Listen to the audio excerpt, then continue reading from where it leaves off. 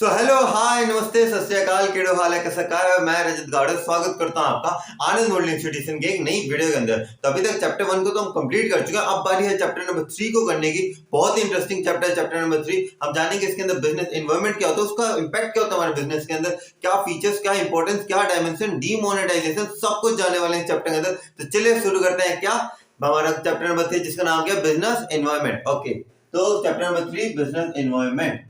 तो सबसे पहले जानना जरूरी है कि बिजनेस एनवायरनमेंट क्या होता है। सबसे पहले क्या बात जानने की है कि बिजनेस एनवायरनमेंट क्या होता है। तो इसके अंदर हम क्या जानते हैं बिजनेस एनवायरनमेंट के लिए, surrounding in which the business exist and all the factors and forces which affect the business. वो बिजनेस एनवायरनमेंट को हम क्या कहते हैं, surrounding in which the business exist. Sir जो मोहल्ला है जहां पे मेरा बिजनेस खड़ा है उसकी बात करो, नहीं, मैंने कहा सराउंडिंग यानी कि मेरा बिजनेस जहां पे है उसके आसपास का वातावरण। वातावरण मतलब क्लाइमेट, वेदर नहीं, मैंने कहा नहीं, वातावरण यानी कि डिमांड किस चीज की सोसाइटी के अंदर, जो हमारी सोसाइटी है उसके अंदर क्या क्या चीजें चल रही है, क्या क्या ट्रेंड चल रहा है, किस चीज के बारे में ज्यादा डिमांड हो रही है, किसकी कम सप्लाई हो रही है, ये जितनी भी चीजें हैं इन्हें हम क्या कहते हैं बिजनेस एनवायरनमेंट यानी कि सराउंडिंग। सराउंडिंग बिजनेस की सराउंडिंग के अंदर क्या है, अरे यार वहां पे देखो, वहां पे इस चीज की डिमांड बढ़ गई, अच्छा यहाँ पे ये ट्रेंड चल रहा है, अच्छा वहां पे वो चीजें चल रही है। ये सारी चीजें क्या है, ये सारी की सारी चीजें किसके अंदर आती है, बिजनेस एनवायरनमेंट के अंदर। तो surrounding in which the business exist, ऐसी सराउंडिंग जहां पे बिजनेस एग्जिस्ट करता है, and all the factors and forces, ये मैंने जो बताया, इसकी डिमांड बढ़ गई, इसकी सप्लाई घट गई, ये ट्रेंड आ रहा है, वो वाला ट्रेंड आ रहा है, फैक्टर्स एंड फोर्सेस।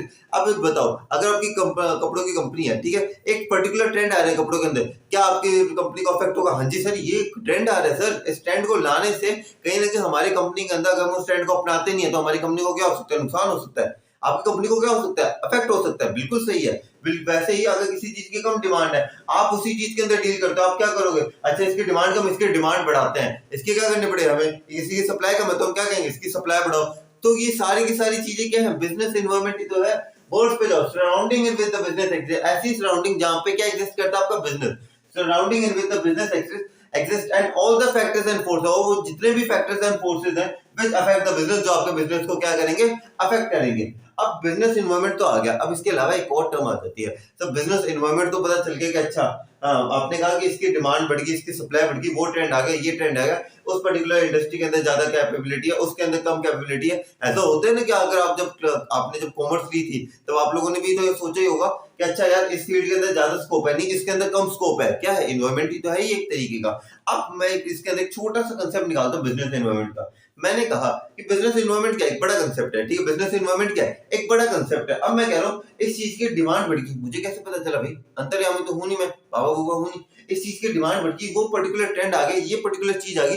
अब इस चीज के बारे में मुझे कैसे पता चलेगा कि ये पर्टिकुलर चीज जो है वो एक्शन के अंदर आ चुकी है, वो पर्टिकुलर चीज क्या है, एक्शन के अंदर आ चुका है। अब इस चीज का मुझे कैसे पता चलेगा भैया, सबसे बड़ी बात तो ये आ जाती है, बात का हमें पता कैसे चलेगा कि ये पर्टिकुलर चीज हो रही है। तो इसी चीज के जो सॉल्यूशन है, जो मैं कह रहा हूँ कि हमें पता चल रहा है, इस चीज को हम क्या कहते हैं, एनवायरनमेंट स्कैनिंग। क्या कहते हैं भाई, साथ साथ बोल रहे हैं, क्या कहते हैं इसे, एनवायरनमेंट स्कैनिंग। अगली टर्म है आपकी, और देखा जाए एमसीक्यू के अंदर इस टर्म के ऊपर क्वेश्चन जरूर पूछे जा सकते हैं।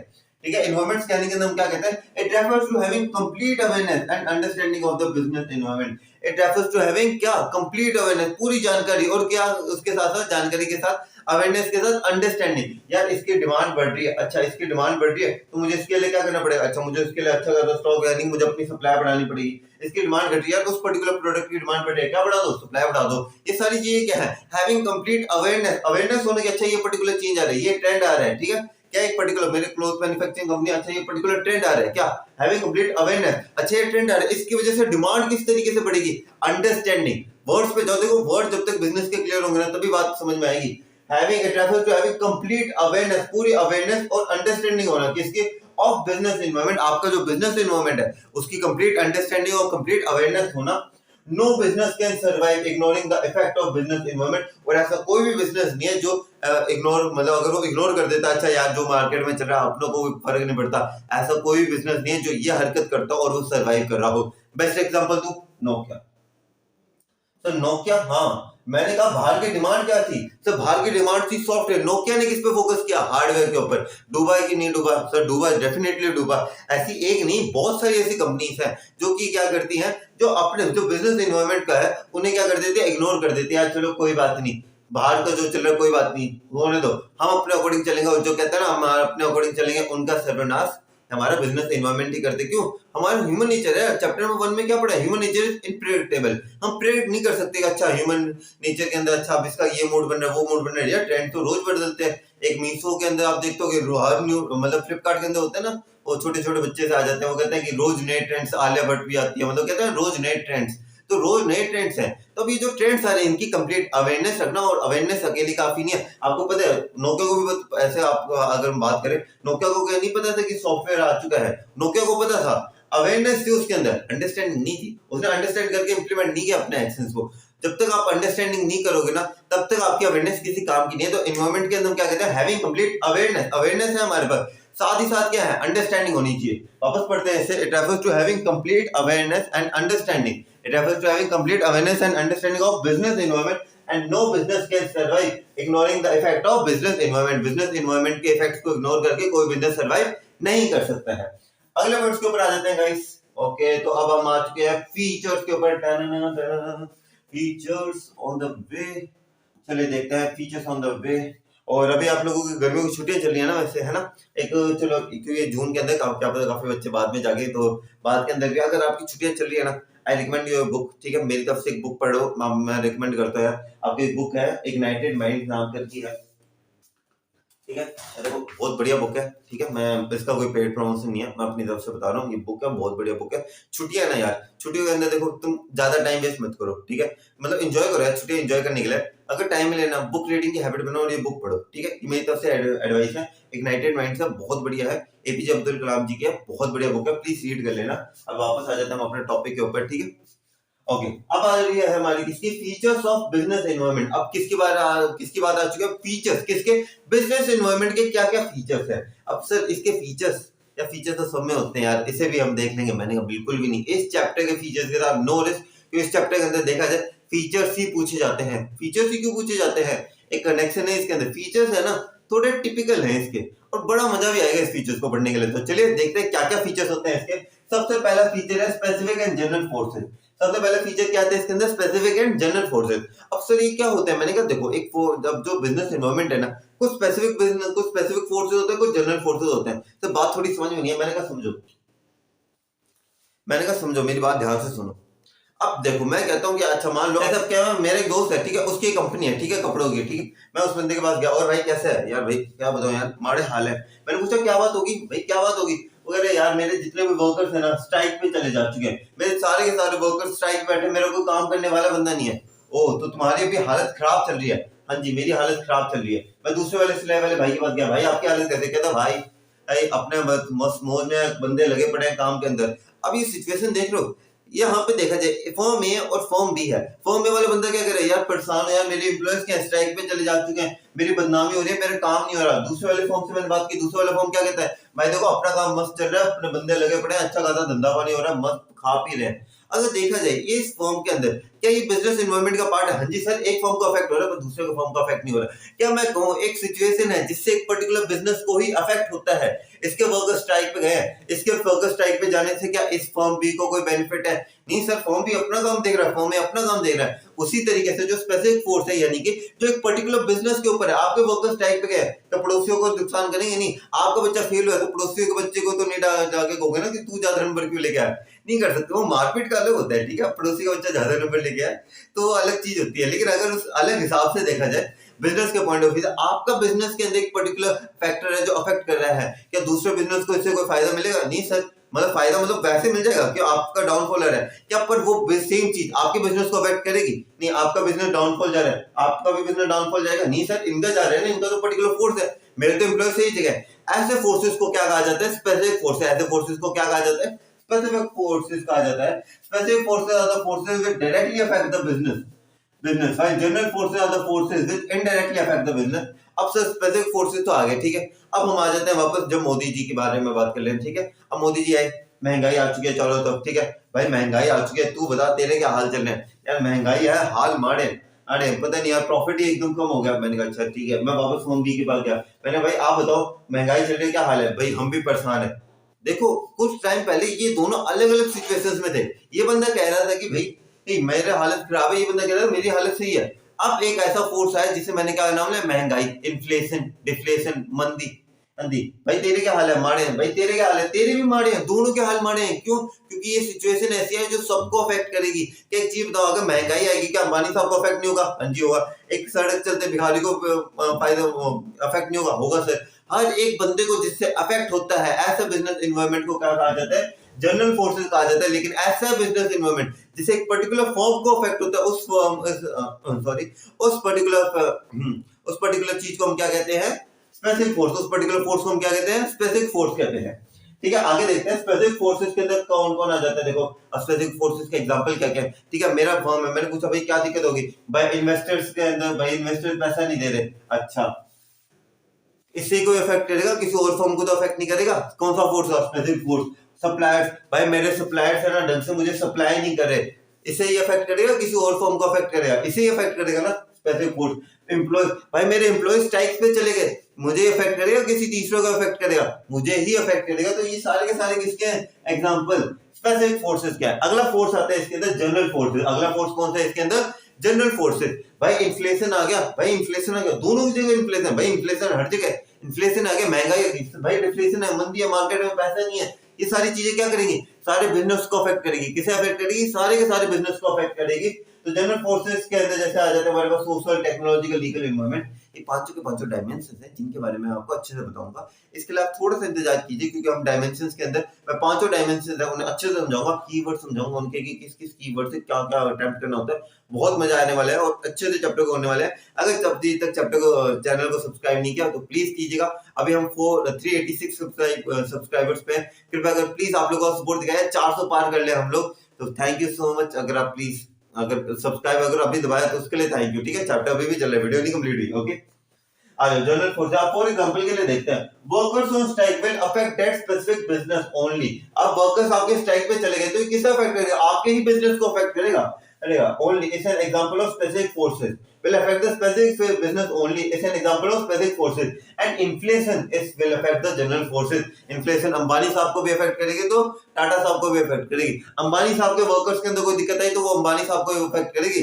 टाटा साहब जी बैठे आराम से अपनी मौज। तो ये तो था आपका सबसे पहला फीचर। यार ये फीचर था, मुझे तो लगा टॉपिक था। अरे पहले ही इंपॉर्टेंट फीचर है, बाकी फीचर बहुत मजेदार है। तो पहला फीचर था आपका कौन सा? Specific and general forces. आगे बढ़ते हैं इसके अंदर।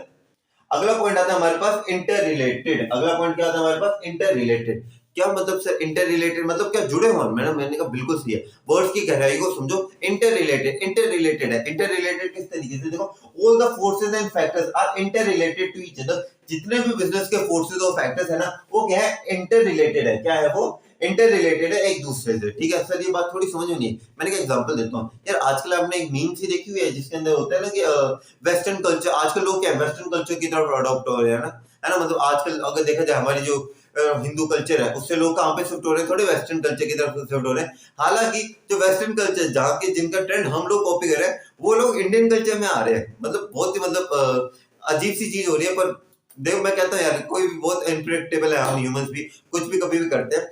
तो सच्ची में आप रशिया के अंदर भी बहुत सारी अगर देखा जाए foreign countries are adopting Indian culture. And एक और चीज इसके अंदर ये कि Indians are adopting western culture. चलो जो मर्जी। अब देखा जाए इंडियंस क्या आजकल वेस्टर्न कल्चर को अडॉप्ट करते हैं। ठीक है, वेस्टर्न टाइप कपड़े, जैसा कुर्ता पजामा की जगह लोग प्रेफर जीन्स, टी शर्ट्स।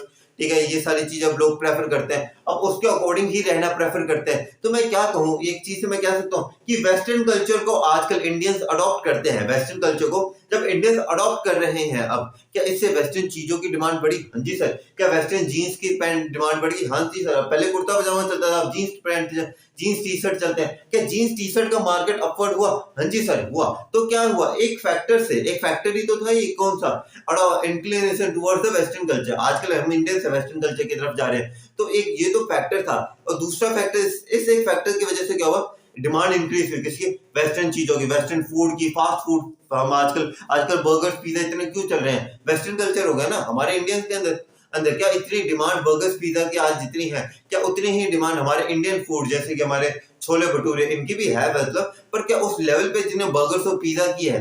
नहीं, बर्गर्स और pizza going at immense level. देखा जाए ये एक फोर्स है का inclination of the youth towards the western culture. एक फोर्स है, इससे इस फोर्स की वजह से क्या हुआ? हमारे जो वेस्टर्न कल्चर थी, वेस्टर्न के कपड़ों की डिमांड बढ़ गई। इससे दूसरा फोर्स क्या हुआ, हमारे वेस्टर्न फोर्स थे उनकी डिमांड बढ़ गई, वेस्टर्न लिविंग स्टाइल का डिमांड बढ़ गई। ये सारी चीजें क्या हुआ, इनसे क्या हुआ, वेस्टर्न कल्चर का क्या हुआ, अडॉप्शन हुआ। ये तो वेस्टर्न कल्चर हो गया। अब रशिया की बात करो, रशिया के इस चीज को अडॉप्ट करे इंडियन कल्चर को, क्या वहां पे देखे थे जहाँ पे जीन्स टी शर्ट चलती थी, आज क्या वहां पे साड़ी की डिमांडें हैं। हाँ जी सर, अब साड़ी की डिमांड है, इंडियन कल्चर की ज्यादा डिमांड है। ये तो फोर्थ है ना, inclination of the you toward the Indian culture. Russia के लोगों के लिए तो फोर्थ है।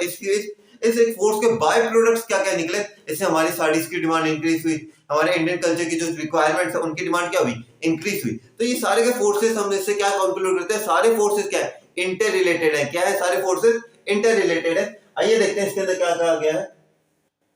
All the forces and factors are interrelated to each other। सारे forces और factors क्या है, interrelated है एक दूसरे से। For example, inflation of the youth towards the western culture। मैंने जो example दिए, inclination of the youth, inclination है, inflation लिखा गया गलती से, ठीक है, यह inclination, okay, inclination of the youth towards the western culture have increased the demand of fast food या western culture की चीजों की डिमांड क्या हो चुकी है, बढ़ चुकी है इन सारी चीजों से। तो इससे हमें क्या पॉइंट समझ में आता है कि ये सारे फैक्टर्स क्या है, इंटर रिलेटेड है, सारे के सारे फैक्टर्स इंटर रिलेटेड है। अगला पॉइंट आता है हमारे पास कौन सा, रिलेटिविटी का, सॉरी, अगला पॉइंट आता है हमारे पास किसका, रिलेटिविटी का।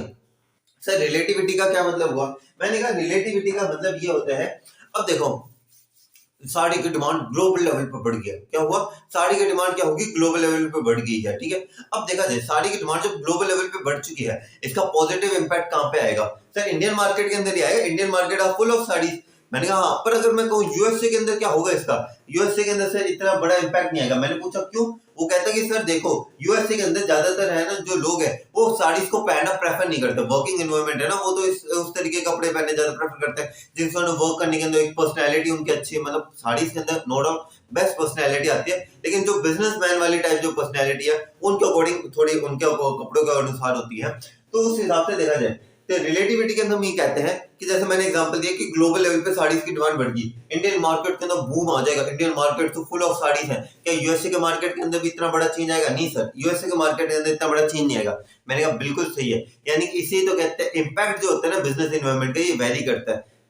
एग्जाम्पल में क्या दिया था मैंने कि एग्जाम्पल के अंदर साड़ीज की डिमांड बढ़ गई थी, इंडियन मार्केट भी है, यूएसए का मार्केट भी है, लेकिन देखा जाए एक मार्केट बूम एकदम बहुत बड़े लेवल पे ग्रो हुआ, दूसरा मार्केट छोटे लेवल पे ग्रो हुआ, या वो मार्केट डूबा थोड़ा, क्यों, वहां पे क्या है, वहां पे जीन्स टॉप यानी कि ये सारी चीजों की ज्यादा डिमांड है। वहां तो इंडियन कल्चर के अंदर साड़ी है, तो हमारे इंडियन कल्चर से क्या हुआ, साड़ीज की डिमांड बढ़ गई। तो देखा जाए ये जो इम्पैक्ट है, यानी कि एक पर्टिकुलर फोर्स का जो इम्पैक्ट है ये अलग अलग जगह अलग अलग तरीके से लगता है, ये एक एग्जांपल होगा। और अलग अलग देशों के अनुसार तो लगता है, कंपनियों में भी अलग अलग होता है। कंपनियों में क्या क्या अलग होगा सर, साड़ी की डिमांड बढ़ गई तो साड़ी की एक दुकान भी चलेगी, दूसरी, मैंने कहा नहीं, आप गलत तरीके से समझ रहे हो, क्योंकि काफी और बच्चा ये सोचता है कि अच्छा रिलेटेड कंपनी टू कंपनी के अंदर फर्क कैसे होगा, क्योंकि साड़ी की डिमांड यहाँ पे बढ़ी, साड़ी की डिमांड यहाँ पे बढ़ी। मैंने कहा इसका एग्जांपल सुनो, उससे आपको समझ आएगा, ठीक है। साड़ी टू साड़ी का एग्जांपल सिर्फ कंट्री टू कंट्री के लिए, गलतफहमी मत पालना। देखो वही है, कुत्ता पालो, सारी चीज पालो, गलतफहमी मत पालो, वही सेम है। ये अब आपको जो मैं बात कर रहा हूँ कंपनी टू कंपनी किस तरीके से इफेक्ट होती है, जैसे मैं एक बात करता हूँ, जैसे अभी थोड़े टाइम पहले है ना एक जैसे एक कंपनी थी, जैसे एक एग्जांपल लेते हैं हम एक कंपनी का, अभी डेयरी मिल्क के अंदर थोड़े टाइम पहले कुछ कीड़ों वीड़ों का कुछ केस सा हुआ था, याद है, हाँ जी सर, एक आई थी एक, मतलब कि उसके अंदर कुछ कोई पेस्टिसाइड, मतलब मुझे वर्ड्स नहीं आते, कुछ कीड़े वीड़े से निकले थे, ठीक है। एक कंपनी थी डेयरी मिल्क, उसका क्या मार्केट क्या हुआ, यहाँ से क्या खराब हो गया, यहाँ से मार्केट डेयरी मिल्क का, हाँ जी सर, डेयरी मिल्क का यहाँ से मार्केट खराब होता है, उसकी बेइज्जती सी हुई थी। क्या मैं कहूँ कि डेयरी मिल्क का जब मार्केट खराब हुआ, क्या इससे किटकैट का मार्केट बढ़ गया, हाँ जी सर, किटकैट तो डेफिनेटली ग्रो करा होगा। मैंने कहा उसी तरीके से एक और एग्जांपल देता हूँ मैं आप लोगों को, ठीक है। जिस टाइम हमारे मैगी का जो था, हमारी मैगी नूडल्स थे, वो बैन हो चुके थे इंडिया के अंदर, क्या यिप्पी नूडल्स को आगे ग्रो करने का मौका मिला था, हाँ जी सर, डेफिनेटली मिला था। एक और एग्जांपल देता हूँ, अगर हमारा आज सरकार ये कह देती है कि आप जो कोल्ड ड्रिंक्स पीते हो ना, carbonated drinks, Thums Up, Pepsi, Coca Cola, ये आपकी सेहत के लिए फायदेमंद नहीं है। अब लोगों के अंदर क्या होगा, को हमारे रोनाल्डो साहब ने कोका कोला की बोतल हटा के क्या किया था, पानी की बोतल दिखाई थी, है ना, दिखाई थी ना, इससे क्या हुआ, कोका कोला का मार्केट क्या हुआ, कोलैप्स हो गया। लेकिन देखा जाए कोका कोला का तो मार्केट कोलैप्स हुआ, पर एक तरह के मैं उसी वक्त हूँ जो हमारा ड्रिंकिंग वाटर है उनका क्या मार्केट एनहेंस हुआ, हाँ जी सर, ड्रिंकिंग वाटर का जो मतलब प्योर ड्रिंकिंग वाटर उनका मार्केट क्या हो गया, एनहेंस हो गया। लोग क्या, उसने क्या इंडिकेट किया, को कार्बोनेटेड ड्रिंक्स मत पियो, ड्रिंक सेफ वाटर, तो इससे कोका कोला का तो धंधा क्या, लेकिन ऑन द सेम हैंड जो बिस्लरी की जो बोतल्स है या फिर जो भी प्योर वाटर ड्रिंकिंग वाटर की कंपनी है ना, उनका मार्केट क्या हुआ, बढ़ गया। तो क्या एक चीज में इससे कंक्लूड कर सकता हूँ, एक पर्टिकुलर चीज का इंपैक्ट अलग अलग तरीके से होगा। साड़ी बढ़ी, इंडियन मार्केट यहाँ तो यूएसए का मार्केट यहाँ।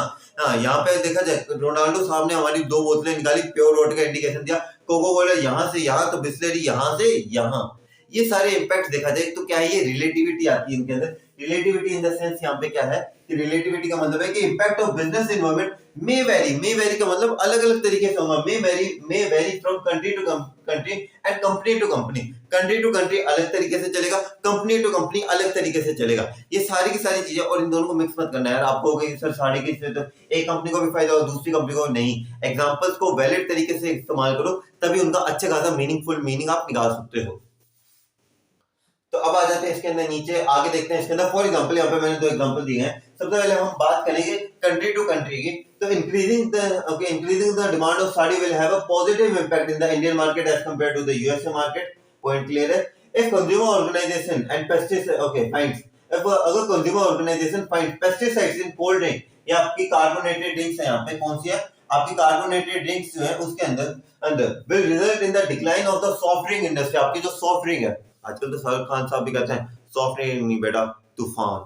तो वही आपकी जो soft drink industry, carbonated drinks की जो इंडस्ट्री, उसके अंदर क्या आएगा, एक डाउनफॉल आएगा। But growth of juice industry, पर आपकी जो जूस रियल जूस की कंपनी है, उनके क्या होगा, उनका तो होगा यार भाई कार्बोनेट, यार कोई ठंडा पीना है यार, अगर काफी बार होता है पानी, यहाँ को ठंडा पीना है, कोको कोला नहीं यार ये हार्मफुल है हमारे लिए, इसके अंदर पेस्टिसाइड फाइंड होते हैं भैया, एक रियल जूस दे रहा, अच्छा यार ये रियल जूस पीते हैं, रियल हो जाते हैं एकदम। तो ये सारी की सारी चीजें क्या है, इम्पैक्ट है। ओके, ये सारी की सारी चीजों का क्या हमारे पास एक तरीके का इम्पैक्ट है। तो ये सारी चीजें क्या है, रिलेटिविटी, एक दूसरे से रिलेटेड है।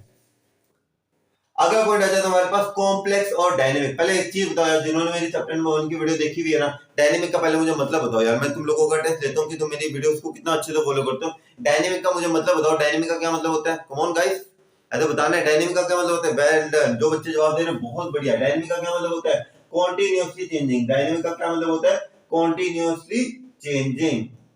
ठीक है, ऊपर वाला पॉइंट मैं भूला नहीं हूँ, पर मैंने दिखाना तो मैं सोचा सवाल पूछ ही लेता हूँ भाई, मेरे जो बच्चे मुझसे पढ़ाई करते हैं उन्हें पता है कि डायनेमिक वर्ड का क्या मतलब लिखा हुआ है रजत भैया ने, कॉन्टिन्यूअसली चेंजिंग। तो भैया क्या कहते हैं यहाँ पे, हम यहाँ पे कहते हैं कि ये वाला पॉइंट समझाऊंगा, ये वाला पॉइंट अच्छा है। बिजनेस एनवायरनमेंट, एक चीज बताओ यार, मैंने इतनी देर से मैं बोल रहा हूँ यार ये पर्टिकुलर ट्रेंड आ गया, यार ये पर्टिकुलर ट्रेंड आ गया, क्या मैं कह सकता हूँ कि बिजनेस एनवायरनमेंट है वो कॉन्टिन्यूअसली चेंजिंग है? हाँ जी सर, आज एक पर्टिकुलर चीज की डिमांड आएगी, कल किसी और चीज की डिमांड आएगी, अलग अलग तरीके की डिमांड है। तो क्या मैं एक चीज से कंक्लूड कर सकता हूँ कि बिजनेस एनवायरनमेंट क्या हमारे पास आज डायनेमिक है, यानी कि बिजनेस एनवायरनमेंट बार बार चेंज करता है। आज कटी फटी जीन्स का आ गया ट्रेंड, अच्छा तो कल वो पट्टियों वाली जीन्स का आ गया, कल जॉगर का आ गया ट्रेंड, कल अच्छा लोअर्स का आ गया। अलग अलग ट्रेंड्स है, अलग अलग रोज अलग अलग तरीके के ट्रेंड चलते हैं।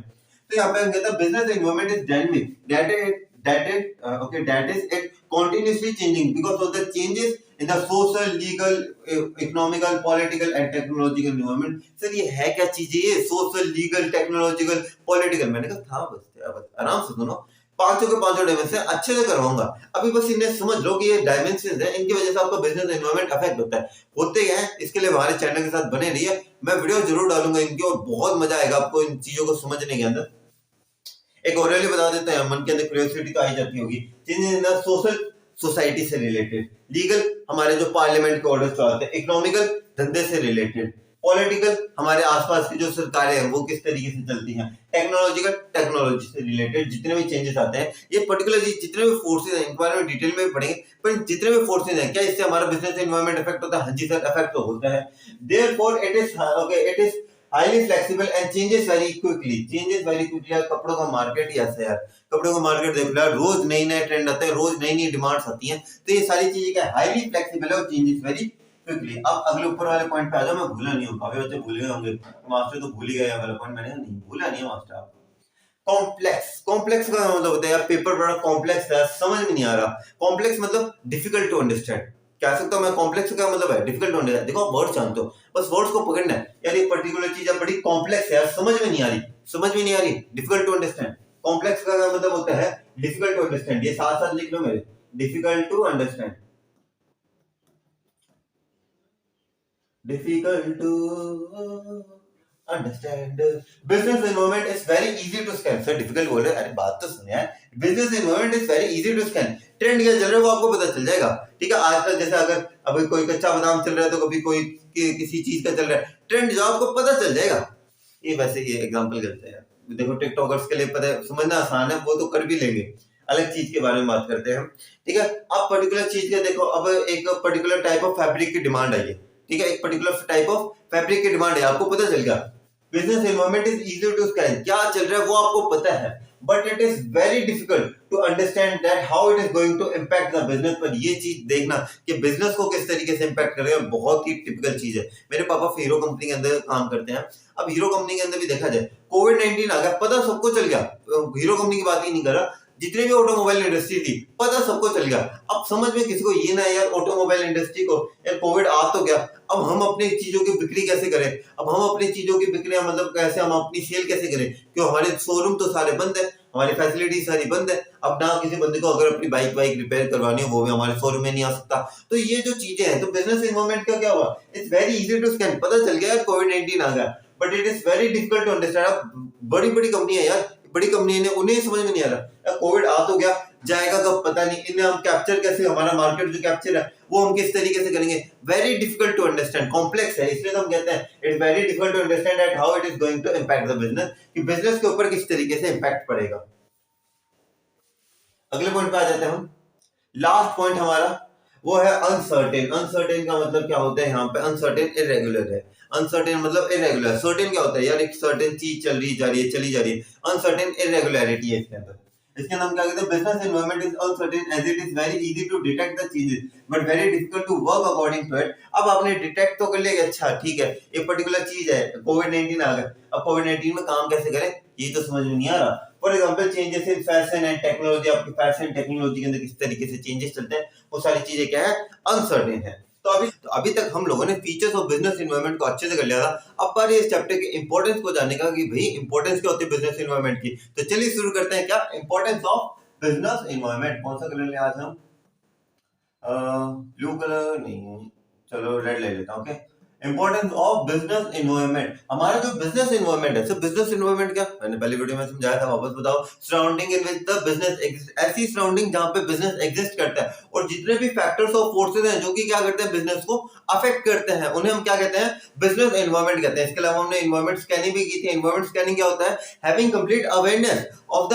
अंडरस्टैंडिंग, जो भी पर्टिकुलर इवेंट है उसके बारे में अवेयरनेस तो हुई, साथ ही साथ उसके बारे में क्या अंडरस्टैंडिंग हो, ताकि हम उस चीज क्या कर सके, काम कर सके, एक्शन ले सके, उसे हम एनवायरनमेंट स्कैनिंग करते हैं। इसके बाद फीचर्स थे जो मैं पहली वीडियो के अंदर करवा चुका, पर इस वीडियो के अंदर हम क्या करने वाले हैं, हम इसमें इंपॉर्टेंस करने वाले हैं। तो देखते हैं सबसे पहले इंपॉर्टेंस क्या होती है बिजनेस एनवायरनमेंट की, वो है फर्स्ट मूवर एडवांटेज, सबसे पहले जाने का एडवांटेज मिलना, first mover advantage. Sir first mover advantage का मतलब क्या होता है, मैंने कहा देखो बिजनेस एनवायरनमेंट क्या होता है, sir surrounding in with the business exist, जहां पे हमारी सराउंडिंग एग्जिस्ट कर रही है, उसके जितने भी फैक्टर्स फोर्सेस हैं उन सबका बिजनेस एनवायरनमेंट कहते हैं। मैंने कहा वेल एंड गुड, बिल्कुल सही बात है। मैं इस बात के अंदर एक छोटी सी और चीज आपसे पूछता हूँ, फर्स्ट मूवर एडवांटेज के अंदर आपको कोई फैक्टर लगा, क्या आपको लगा, जैसे एक कंपनी थी मारुति, उसे लगा कि इंडियन मार्केट है ना, इंडियन मार्केट, इसके अंदर है ना स्मॉल कार्स की जरूरत है, इसके अंदर लोग जो है, कि उस टाइम क्या होती थी, कार्स महंगी आती, उस टाइम क्या होता था, कार्स महंगी आती थी, तो लोगों को पता क्या लगता था, यार ये कार या महंगे, हमारे बजट के अंदर, हमारा बजट इतना है और हमें इसी बजट के अंदर अगर अच्छी कार्स मिल जाती हैं तब तो we are well and good. Maruti ने समझा कि यार इंडियंस को कार की जरूरत तो है, लेकिन इंडियंस बजट की वजह से कहीं ना कहीं कॉम्प्रोमाइज करें, या जो उस टाइम पे जो गाड़ियां थी वो जनरली बड़ी होती थी, तो मारुति ने क्या किया, छोटी कार से निकालने लग पड़े। उन्होंने क्या किया, नीड को एनालाइज कर लिया, भाई ये लोगों की जरूरत है, मुझे इस जरूरत के ऊपर काम करना है, उसने एनालाइज किया, आज मारुति ग्लोबल का लीडर्स हो गया स्मॉल कार्स के इंडिया के अंदर। अगर देखा जाए तो उन्होंने क्या किया, मारुति कंपनी ने एक छोटे से पॉइंट को लिया, और छोटे से पॉइंट से उन्होंने क्या किया, उस छोटे से पॉइंट को बड़े स्केल के ऊपर काम किया, और उससे वो क्या बन गए, ग्लोबल लीडर बन गए। मैं कहूँ व्हाट्सएप से पहले कोई मोबाइल चैट नहीं था, अब मोबाइल चैट ऐप नहीं था, वो व्हाट्सएप आया, व्हाट्सएप ने सोचा क्या देखो लोगों को बात करनी होती है एक दूसरे से, वो किस तरीके से करेंगे, एक नया वे निकाल दिया व्हाट्सएप ने। इन्होंने क्या किया, अब बिजनेस एनवायरनमेंट के अंदर हम क्या कहते हैं, आप स्कैन करो एनवायरनमेंट, आप क्या करो, बिजनेस एनवायरनमेंट को स्कैन करो। अब जब बिजनेस एनवायरनमेंट को स्कैन कर लिया आपने, आपको उसके अंदर कुछ अपॉर्चुनिटीज दिखेंगी, क्या दिखेंगे, कुछ अपॉर्चुनिटीज देखनी है, अपॉर्चुनिटीज दिखेंगी तो क्या करोगे, उन्हें ग्रैब ही तो करोगे, उन्हें क्या करोगे, ग्रैब ही तो करोगे। वही इसके अंदर भी है। फर्स्ट मूवर एडवांटेज के अंदर देखिए हम क्या क्या कहते हैं, enable the firm to get the benefits of adopting the opportunity the earliest. हमने स्कैन किया बिजनेस इन्वायरमेंट, उसके अंदर अपॉर्चुनिटी मिली, तो जब आप स्कैन करोगे आपको अपॉर्चुनिटी दिखेगा, जब आप उस अपॉर्चुनिटी को ग्रैब करोगे, उस जो अपॉर्चुनिटी को जिसे आपने ग्रैब किया ना, उसके जो बेनिफिट्स है ना, सबसे पहले कैसे मिलेंगे? आपको मिलेंगे। सबसे पहले किसे मिलेंगे? आपको मिलेंगे। इसके अंदर कहता है enable the firm to get the benefits. Benefits यानी कि क्या? अब वो ग्लोबल लीडर बन गया, उसका क्या हो गया? उसकी नाम बन गया, उसके प्रॉफिट ज्यादा होने लग पड़े मारुति कंपनी की, तो क्या हुआ? Adopting the opportunity the earliest gives you the benefit of holding that opportunity. जिस अपॉर्चुनिटी को जितना जल्दी पकड़ोगे, कहते हैं ना कि लाइफ के अंदर बहुत सारी अपॉर्चुनिटी है, उन्हें पकड़ लेना चाहिए। वही बिजनेस भी इस तरीके से, बिजनेस बहुत सारी अपॉर्चुनिटी दिख रही होगी आपका, जिस अपॉर्चुनिटी को पकड़ लोगे वही आपके काम में आ जाएगा। फॉर एग्जाम्पल, जैसे एग्जाम्पल देते हैं, इसके अंदर एग्जाम्पल बहुत सुंदर है। Maruti was the first company to identify the need of small cars in India. Maruti वो पहली कंपनी थी जिसने आइडेंटिफाई किया यार इंडियन मार्केट है, इंडियन मार्केट के अंदर लोगों को चाहिए कार्स, लेकिन कार्स उन्होंने किस हिसाब से चाहिए? पर कार्स के लिए पता क्या, या तो बड़ी कार्स आ रही है, हमारी इंडियन फैमिली 4 जनों की फैमिली होती है, स्मॉल कार्स चाहिए, बजट के अंदर चाहिए। तो मारुति ने क्या किया? आइडेंटिफाई की स्मॉल कार्स की नीड, ये कार्स नहीं है, कार्स हो गए, स्मॉल कार की नीड इंडिया के अंदर, and become the leader of small car market. और लीडर बन गया किसका? स्मॉल कार मार्केट का। सिमिलरली व्हाट्सएप जो थी, जब व्हाट्सएप आई थी हमारे पास, similarly WhatsApp was the first mobile chat app and is now the number 1 mobile chat app. WhatsApp आई थी, फर्स्ट मोबाइल चैट ऐप थी, देखो फर्स्ट थी, सबसे पहले आइडेंटिफाई किया, या लोगों को एक दूसरे से कम्युनिकेट करवाने के लिए व्हाट्सएप बनाते हैं, जहां पे वो एक से ज्यादा लोगों से पर्सनल चैट्स कर पाएंगे और एक बेटर फॉर्म के अंदर कर पाएंगे। इन्होंने लॉन्च किया, पहला था, और आज नंबर 1 पे भी यही है।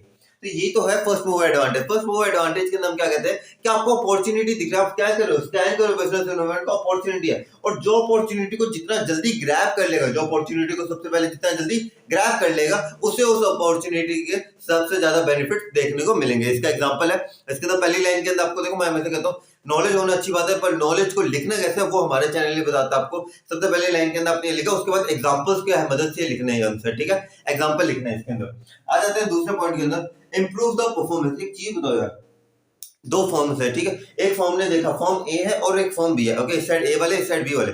फॉर्म ए ने देखा यार कोविड-19 आ रहा है, क्या आ रहा है सर? कोविड-19 आ रहा है, उसने अपने अंदर चेंजेस करने लग पड़ा, कोविड-19 आ रहा है, हम मास्क ये कर लेते हैं, लोगों का अप्रूवल, को डॉक्टर्स बुलवा लिए, यहाँ से उनका चेकअप करवा लिया, सारी चीजें करवा ली। अपने बिजनेस इन्वायरमेंट के अंदर, या मैं इसे क्लियरली भाषा में कहूँ, उन्होंने अपने बिजनेस के अंदर चेंजेस कर लिए एक्सटर्नल इन्वायरमेंट के अकॉर्डिंग। बात सही है? हाँ जी सर, उन्होंने कोविड-19, उन्होंने लगा कोविड-19 आ रहा है, सारी चीजें करवा ली, सारे एकदम सैनिटाइजेशन करवा दिए, बिल्डिंग को अलग कर दिया, अपने जो भी लोग थे जो बाहर जा रहे थे उनको कट ऑफ कर लिया, सारे proper health sanitization facilities maintain करने लग पड़े फॉर्म में। दूसरा फॉर्म भी था, फॉर्म भी आराम से चल बैठा, अच्छा कोविड आ रहा है, चले यार कोई बात नहीं, आने तो आने दो, क्या फर्क पड़ता है, हमें क्या मतलब, अपना काम बता, भाड़ में जाता। सलमान खान की कंपनी थी, तो वो आया, वो कहता कोविड-19 आ रहा है, कोई बात नहीं, आया कोविड, अरे कोई बात नहीं सर, उसने इतने, अरे कोई बात नहीं, फिर कंपनी आ गई, सर आप ही कोरोना पॉजिटिव हो, अरे ये क्या बात होगी? तो इन्होंने क्या किया? अगर मैं फर्म बी और फर्म ए की बात करूं, फर्म ए की बात करूं, तो फर्म ए ने क्या किया? अपने और अपने एम्प्लॉयज की जो परफॉर्मेंस थी इसे इंप्रूव किया। किस तरीके से? एक्सटर्नल एनवायरनमेंट से वो क्या होने वाले थे, उन्हें पता था एक्सटर्नल एनवायरनमेंट से वो क्या होने वाले थे, अफेक्ट होने वाले थे। कोविड-19 क्या था? एक एक्सटर्नल एनवायरनमेंट ही तो था, जिससे वो अपने अंदर क्या किया, उन्होंने चेंजेस किए कि भाई एक्सटर्नल कोविड आ रहा है, अरे काम करो, सूट्स ले आते हैं वाले, जो सूट किट होती है वो ले आते हैं, इसके अलावा हम सैनिटाइजेशन, हम अपने चेकअप्स करवा लेते हैं, एकदम हेल्दी बने रहते हैं, कुछ हेल्दी फ्रूट्स लेके आते हैं। फॉर्म ए ने अपने अकॉर्डिंग किया, लेकिन फॉर्म बी, सल्लू भाई की कंपनी ने क्या किया? उन्होंने कहा चलो यार कोई बात नहीं, अपने को तो ज्यादा कुछ है नहीं, अपना काम बनता, भाड़ में जाता। उन्होंने कुछ ऐसे चेंजेस नहीं किए, एक्सटर्नल एनवायरनमेंट आया और उन्होंने उनकी कंपनी को अफेक्ट कर दिया। यानी कि एक तरीके से, एक और चीज, एक बढ़िया एग्जांपल इसको और भी देता हूँ, नोकिया का एग्जांपल है। नोकिया है मार्केट के अंदर, नोकिया ने क्या किया? नोकिया ने बाहर का उनका एक्सटर्नल एनवायरनमेंट क्या करा था? चिल्ला चिल्ला के कह रहा था सर सॉफ्टवेयर दे दो, सर सॉफ्टवेयर दे दो। दिया था? नहीं दिया था सर, सॉफ्टवेयर नहीं दिया था। हाँ था। तो उन्होंने क्या किया? एक्सटर्नल एनवायरनमेंट के अकॉर्डिंग अपने इंटरनल एनवायरनमेंट में चेंजेस नहीं किए थे। लोग बाहर क्या कर रहे थे? सर सॉफ्टवेयर दे दो, सॉफ्टवेयर दे दो, नहीं दिया भैया। या लेकिन वहीं पे अगर मैं दूसरी कंपनी की बात करूं, सैमसंग, एप्पल, उन्होंने देखा लोग चिल्ला रहे हैं सॉफ्टवेयर, हम देंगे भैया, हम देंगे। उन्होंने कहा क्या? हम दे देते हैं आप लोगों को, उन्होंने दे दिए। तो एक तरीके से आपने कहीं ना कोई नोटिस किया, मैंने दोनों एग्जांपल्स के अंदर एक छोटी सी बात कही, अपने एक्सटर्नल एनवायरनमेंट के अकॉर्डिंग जिस भी फर्म ने अपने इंटरनल एनवायरनमेंट के अंदर चेंजेस कर लिए, समझे? एक्सटर्नल एनवायरनमेंट आपके एक्सटर्नल फोर्स है, इंटरनल एनवायरनमेंट आपकी कंपनी के अंदर, जिन्होंने बाहर के फैक्टर्स को देख के अपने कंपनी के अंदर चेंज किया, वो कंपनी क्या होगी? प्रॉस्परस होगी, उन्होंने अपनी परफॉर्मेंस इंप्रूव कर ली। लेकिन जिसने नहीं किया वो कंपनी डूब गई। इसके अंदर भी हम ये कहते हैं, by making changes in the internal environment, internal environment आपकी जो ऑर्गेनाइजेशन है उसके अंदर चेंजेस करना, according to the external environment, according to the external environment के अकॉर्डिंग हमें चेंजेस करना। इससे क्या रिजल्ट होगा, आपकी improve the performance of the firm, आपकी फर्म की जो परफॉर्मेंस है वो क्या हो जाएगी, इंप्रूव हो जाएगी। तो ये तो था आपका दूसरा पॉइंट। तीसरे पॉइंट पे आ जाता है हेल्प इन टैपिंग रिसोर्सेज। टैपिंग रिसोर्सेज का यहाँ पे मतलब अगर आपको ये नोट्स चाहिए, अगर ये नोट्स अगर आपको चाहिए, बहुत ही हेल्पफुल नोट्स है। देखो मैं कोई डिफरेंशिएशन नहीं करता, ना ऑफलाइन बैचेस के अंदर करता हूँ ना ऑनलाइन के अंदर। सेम मैं ऑनलाइन पढ़ाता हूँ, सेम मैं ऑफलाइन पढ़ाता हूँ, कोई दिक्कत नहीं है। दिक्कत से पता है क्या, लॉ ऑफ कनेक्टिविटी। मैं आप लोगों से डायरेक्टली करें, आप लोग ये वहां पे मेरी क्लास के अंदर बच्चे बैठे होते हैं ना, तो मैं उनसे डायरेक्टली कम्युनिकेट कर पाता हूँ। आप लोगों से मैं डायरेक्टली कम्युनिकेट नहीं कर पाता, क्योंकि यहाँ पे उस टाइम जो डिसिप्लिन मेंटेन करना था वो मेरे हाथ में होता है और मैं मेरी ड्यूटी निभाता हूँ। अगर आपको भी अच्छे से पढ़ना है तो आपको अपनी ड्यूटी निभानी पड़ेगी। किस चीज की, आपको अच्छे से, आपको क्या करना पड़ेगा, आपको अच्छे से अपनी हर एक चीज और ये जो मेरी वीडियो थे उन्हें रेगुलर पूरा करना है। ये आपका डिसिप्लिन, ये आपको मेंटेन करना होता है। इतना सा फर्क होता है किसका, डिसिप्लिन मेंटेन करने का। लेकिन इतनी सी चीज पूरा खेल बदल के रख देती है। तो हेल्पिंग, आपको ये नोट्स चाहिए, मेरे इंस्टाग्राम की आईडी है, वो starting of the video end of the video के अंदर मिल जाएगी। इंस्टाग्राम पे सर्च कर लो रजत गावड़िया, आ जाएगी। ठीक है, तो वहां पे आप जाइए। मेरे नोट्स फ्री ऑफ कॉस्ट है यार, कुछ पैसा नहीं ले रहा मैं आप लोगों से। काफी चैनल्स हैं 400-500 रुपए लेते हैं, मैं एक पैसा भी नहीं ले रहा आप लोगों से। जो डाउट है यार कमेंट सेक्शन के अंदर लिखो, मैं कमेंट सेक्शन देखता हूँ डाउट ही नहीं आते। या तो आप लोगों को कोई डाउट है तो मुझसे पूछो यार, जिस मर्जी। अगर आप ना भी पढ़ते हो मेरे वीडियो से तब भी पूछो यार, तुम्हारे डाउट सोल्व करना मेरा है। बस तुम लेके आओ कोई ना कोई डाउट। क्या मुझे मजा आएगा यार, बच्चे ने सही डाउट पूछा, मजा आएगा यार इसके डाउट को सोल्व करने के अंदर। ठीक है, अब आता है हमारे पास helping tapping resources. Helping tapping resources का मतलब क्या होता है, collecting resources. Helping tapping resources का मतलब कलेक्टिंग रिसोर्सेज, कलेक्टिंग रिसोर्सेज। अब सर रिसोर्सेज को कलेक्ट करने के अंदर क्या है, मैंने कहा देखो, ठीक है, मैंने कहा देखो आज हमारे यहाँ हमारे मेरे पड़ोस के अंदर एक शादी होगी। ठीक है, हुई नहीं है पर मान लेते हैं होगी। एक पोपटलाल जी हमारे सोसाइटी के अंदर, उनकी शादी होने वाली है, उनकी दुल्हन है। ठीक है, अब उनकी दुल्हन आई, वो कहती है कि यार मुझे है ना कुछ कपड़े चाहिए, हमें है ना शादी के लिए कुछ कपड़े चाहिए। हमने कहा जी चलो कोई बात नहीं। अब वो आए, उन्होंने कहा कि सर मुझे है ना वो वाला लहंगा चाहिए जो आदम जमाने के बाबा, मतलब जो हमारी माँ, मतलब दादी वादी पहना करती थी उस टाइम के, हमें कपड़े चाहिए। दुकानदार पता है क्या कहता है, दुकानदार कहता है बहन जी हम तो ये स्टॉक अप रखते ही नहीं है, हमारे पास इसकी ज्यादा वैरायटी नहीं है। क्यों नहीं, अब वो हम भी पूछते भैया क्यों नहीं इसकी ज्यादा वैरायटी, कहते कि जी ये ट्रेंड में नहीं है। क्या सुना आपने, ट्रेंड में नहीं है, और हमारे पास सिर्फ वही माल है जो ट्रेंड में है। कुछ समझ में आ रही है, ये नॉर्मल लाइफ सिचुएशन है, आपकी लाइफ से भी कनेक्ट करेगा। हमारी दुकान में सिर्फ वही माल है जो आजकल चलता है, जो आजकल चलता है। हमारे पास वो माल नहीं है जो आज के टाइम में नहीं चलता है। ध्यान से सुनना, हमारे पास वो है जो चलता है, हमारे पास वो नहीं है जो चलता नहीं है। दो अलग अलग कॉन्ट्राडिक्टरी पॉइंट है जिन मैं साथ में लेके चल रहा हूँ, ध्यान से सुनना। अब इस एग्जांपल के अंदर दुकानदार के पॉइंट ऑफ व्यू से होता है। दुकानदार क्या करे, हमारे पास इसकी ज्यादा वैरायटी नहीं है। क्यों नहीं है, क्योंकि हम इस सारी चीज, क्योंकि एक्सटर्नल एनवायरनमेंट के अंदर इसकी ज्यादा डिमांड नहीं है। एक्सटर्नल एनवायरनमेंट के अंदर इसकी ज्यादा डिमांड नहीं है। क्या मैं एक चीज कहूँ कि बिजनेस एनवायरनमेंट के अंदर अंदर जो आप रिसोर्सेज कलेक्ट करते हो वो आप डिमांड के अकॉर्डिंग कलेक्ट करते हो। हाँ जी सर, हाँ जी सर, बिल्कुल बात सही है। अगर डिमांड अगर है मार्केट के अंदर, जैसे आज मार्केट के अंदर जीन्स टॉप की डिमांड है, तो मैं जीन्स टॉप ही रखूंगा साड़ियों के कंपैरिजन के अंदर अंदर। तो उससे क्या होगा, एक बड़ा मार्केट में क्या कर पाऊंगा, कैप्चर कर पाऊंगा। इसका एक और एग्जांपल लेता हूँ। आज के टाइम के अंदर आप सबको पता है आजकल 3D टीवीज का ज्यादा जमाना है, एलईडी टीवीज का ज्यादा जमाना है। क्या फ्लैट स्क्रीन टीवीज का ज्यादा जमाना है, नहीं सर, अभी ज्यादा जमाना नहीं है। अब जो कंपनी जो ये इन सारी चीजों के अंदर डील करती है वो किसके ज्यादा रिसोर्सेज लेगी, 3D टीवी के ज्यादा रिसोर्सेज लेगी या अपने flat screen TV? Sir flat screen TV को मैंने पूछा क्यों, कहते कि सर जिसकी ज्यादा डिमांड है हम तो उसी चीज को प्रेफर करेंगे ना, क्योंकि वो ज्यादा चीज बिक रही है। मैंने कहा बिल्कुल सही है। अब आपको इस चीज का पता कैसे चला किसकी ज्यादा डिमांड है? सर हमने बिजनेस एनवायरनमेंट को स्कैन किया था। वही बिजनेस एनवायरनमेंट को जब आप स्कैन करते हो तब आपको पता चल जाता है कि भाई आजकल डिमांड किस चीज की है। और जब आपको पता चलता है कि भैया डिमांड किस चीज की है, तो आप उसके अकॉर्डिंग ही क्या करते हो, रिसोर्सेज लेके आते हो। उसके अकॉर्डिंग क्या करते हो, रिसोर्सेज लेके आते हो। इसके अंदर हम ये बात कहते हैं, it means collecting the right resources required according to the present requirement of the business। अभी के टाइम बिजनेस की क्या रिक्वायरमेंट है उसके अकॉर्डिंग हम क्या लेके आते हैं, अपने रिसोर्सेज लेके आते हैं। फॉर एग्जांपल, जैसे एग्जांपल के तौर पे, due to increasing demand of LED and 3D TV for which the firm will require more resources. यहाँ पे ध्यान देना, फर्म को क्या रिक्वायर्ड होगा, ज्यादा रिसोर्सेज रिक्वायर्ड होंगे for LED and 3D TV as compare to the flat screen TV. Flat screen TV के ज्यादा, अगर आज के टाइम के अंदर अगर साड़ीज का ज्यादा ट्रेंड है, लोग घाघरा कम रखेंगे।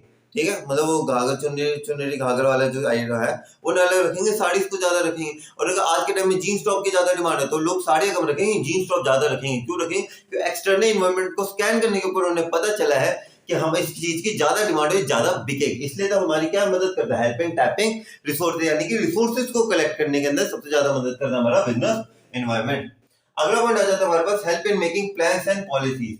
हमारी प्लान्स एंड पॉलिसीज को फ्रेम करने के अंदर भी किसका काम आता है, सबसे एक काम आता है हमारा कौन सा, business environment help in making plans and policies. तो बिजनेस एनवायरनमेंट कैसे, मैंने कहा वही सेम बात है यार, आपने बिजनेस एनवायरनमेंट को क्या किया, आपने बिजनेस एनवायरनमेंट को स्कैन किया, हाँ जी सर हमने स्कैन किया, आपको लगा कि यार एक अपॉर्चुनिटी है, वो तो सब फर्स्ट मूव, मैंने कहा रुको जरा सब्र करो, आपको एक अपॉर्चुनिटी दिखी, आपको लग रहा है कि यार इस चीज में कैलिबर है, इस चीज के फील्ड के अंदर है ना ज्यादा लोग नहीं है, चलिए वापस फर्स्ट मूव, मैंने कहा रुको जरा, यही तो पॉइंट मैं आपको क्लियर करना चाहता हूँ। सबसे ज्यादा कंफ्यूजन आती है helping making plans and policies और फर्स्ट मूव एडवांटेज के अंदर डिफरेंशिएशन समझाना, क्योंकि मैं कंसेप्ट के अंदर मैं किसी भी प्रकार की कमी नहीं छोड़ता।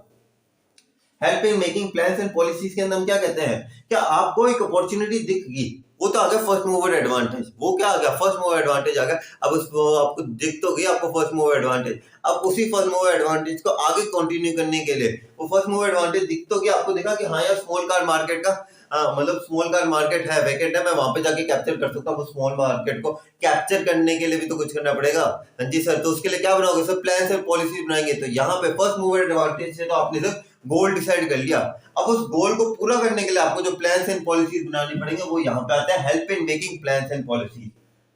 क्या आता है इसके अंदर, देखो make plans and policies according to the existing business situations के अकॉर्डिंग प्लान बनाओ, जैसे for example on scanning the business environment and we came to know that India have a great a demand of tourism industry, हमने देखा कि tourism industry है great demand, ये first move advantage है, हमने देखा टूरिज्म इंडस्ट्री ग्रेट डिमांड है, ये क्या है फर्स्ट मूव एडवांटेज है, फॉर विच अब हमें दिख तो गया कि यहाँ पे टूरिज्म इंडस्ट्री अपना अपॉर्चुनिटी तो है, अब इस अपॉर्चुनिटी को वर्थ इट बनाने के लिए हमें क्या करना पड़ेगा, प्लान्स एंड पॉलिसीज बनानी पड़ेगी। और वे tourist companies will make necessary plans and policies to capture it, उसके लिए जो नेसेसरी प्लान्स एंड पॉलिसीज है वो कंपनियां बनाया करेंगी।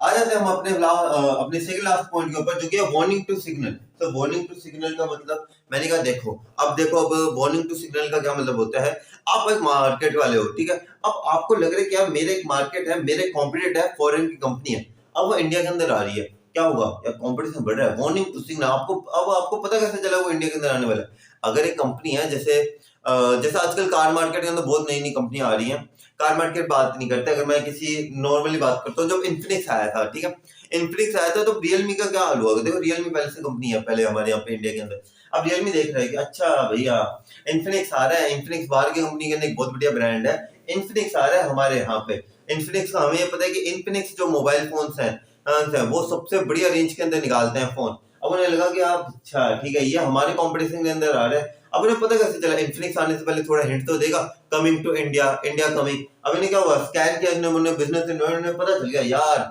आ रहा है इन्फिनिक्स आ रहा है, रियलमी को लगा यार इन्फिनिक्स आ रहा है, अब तो कंपटीशन बढ़ रहा है, वार्निंग टू सिग्नल मिला।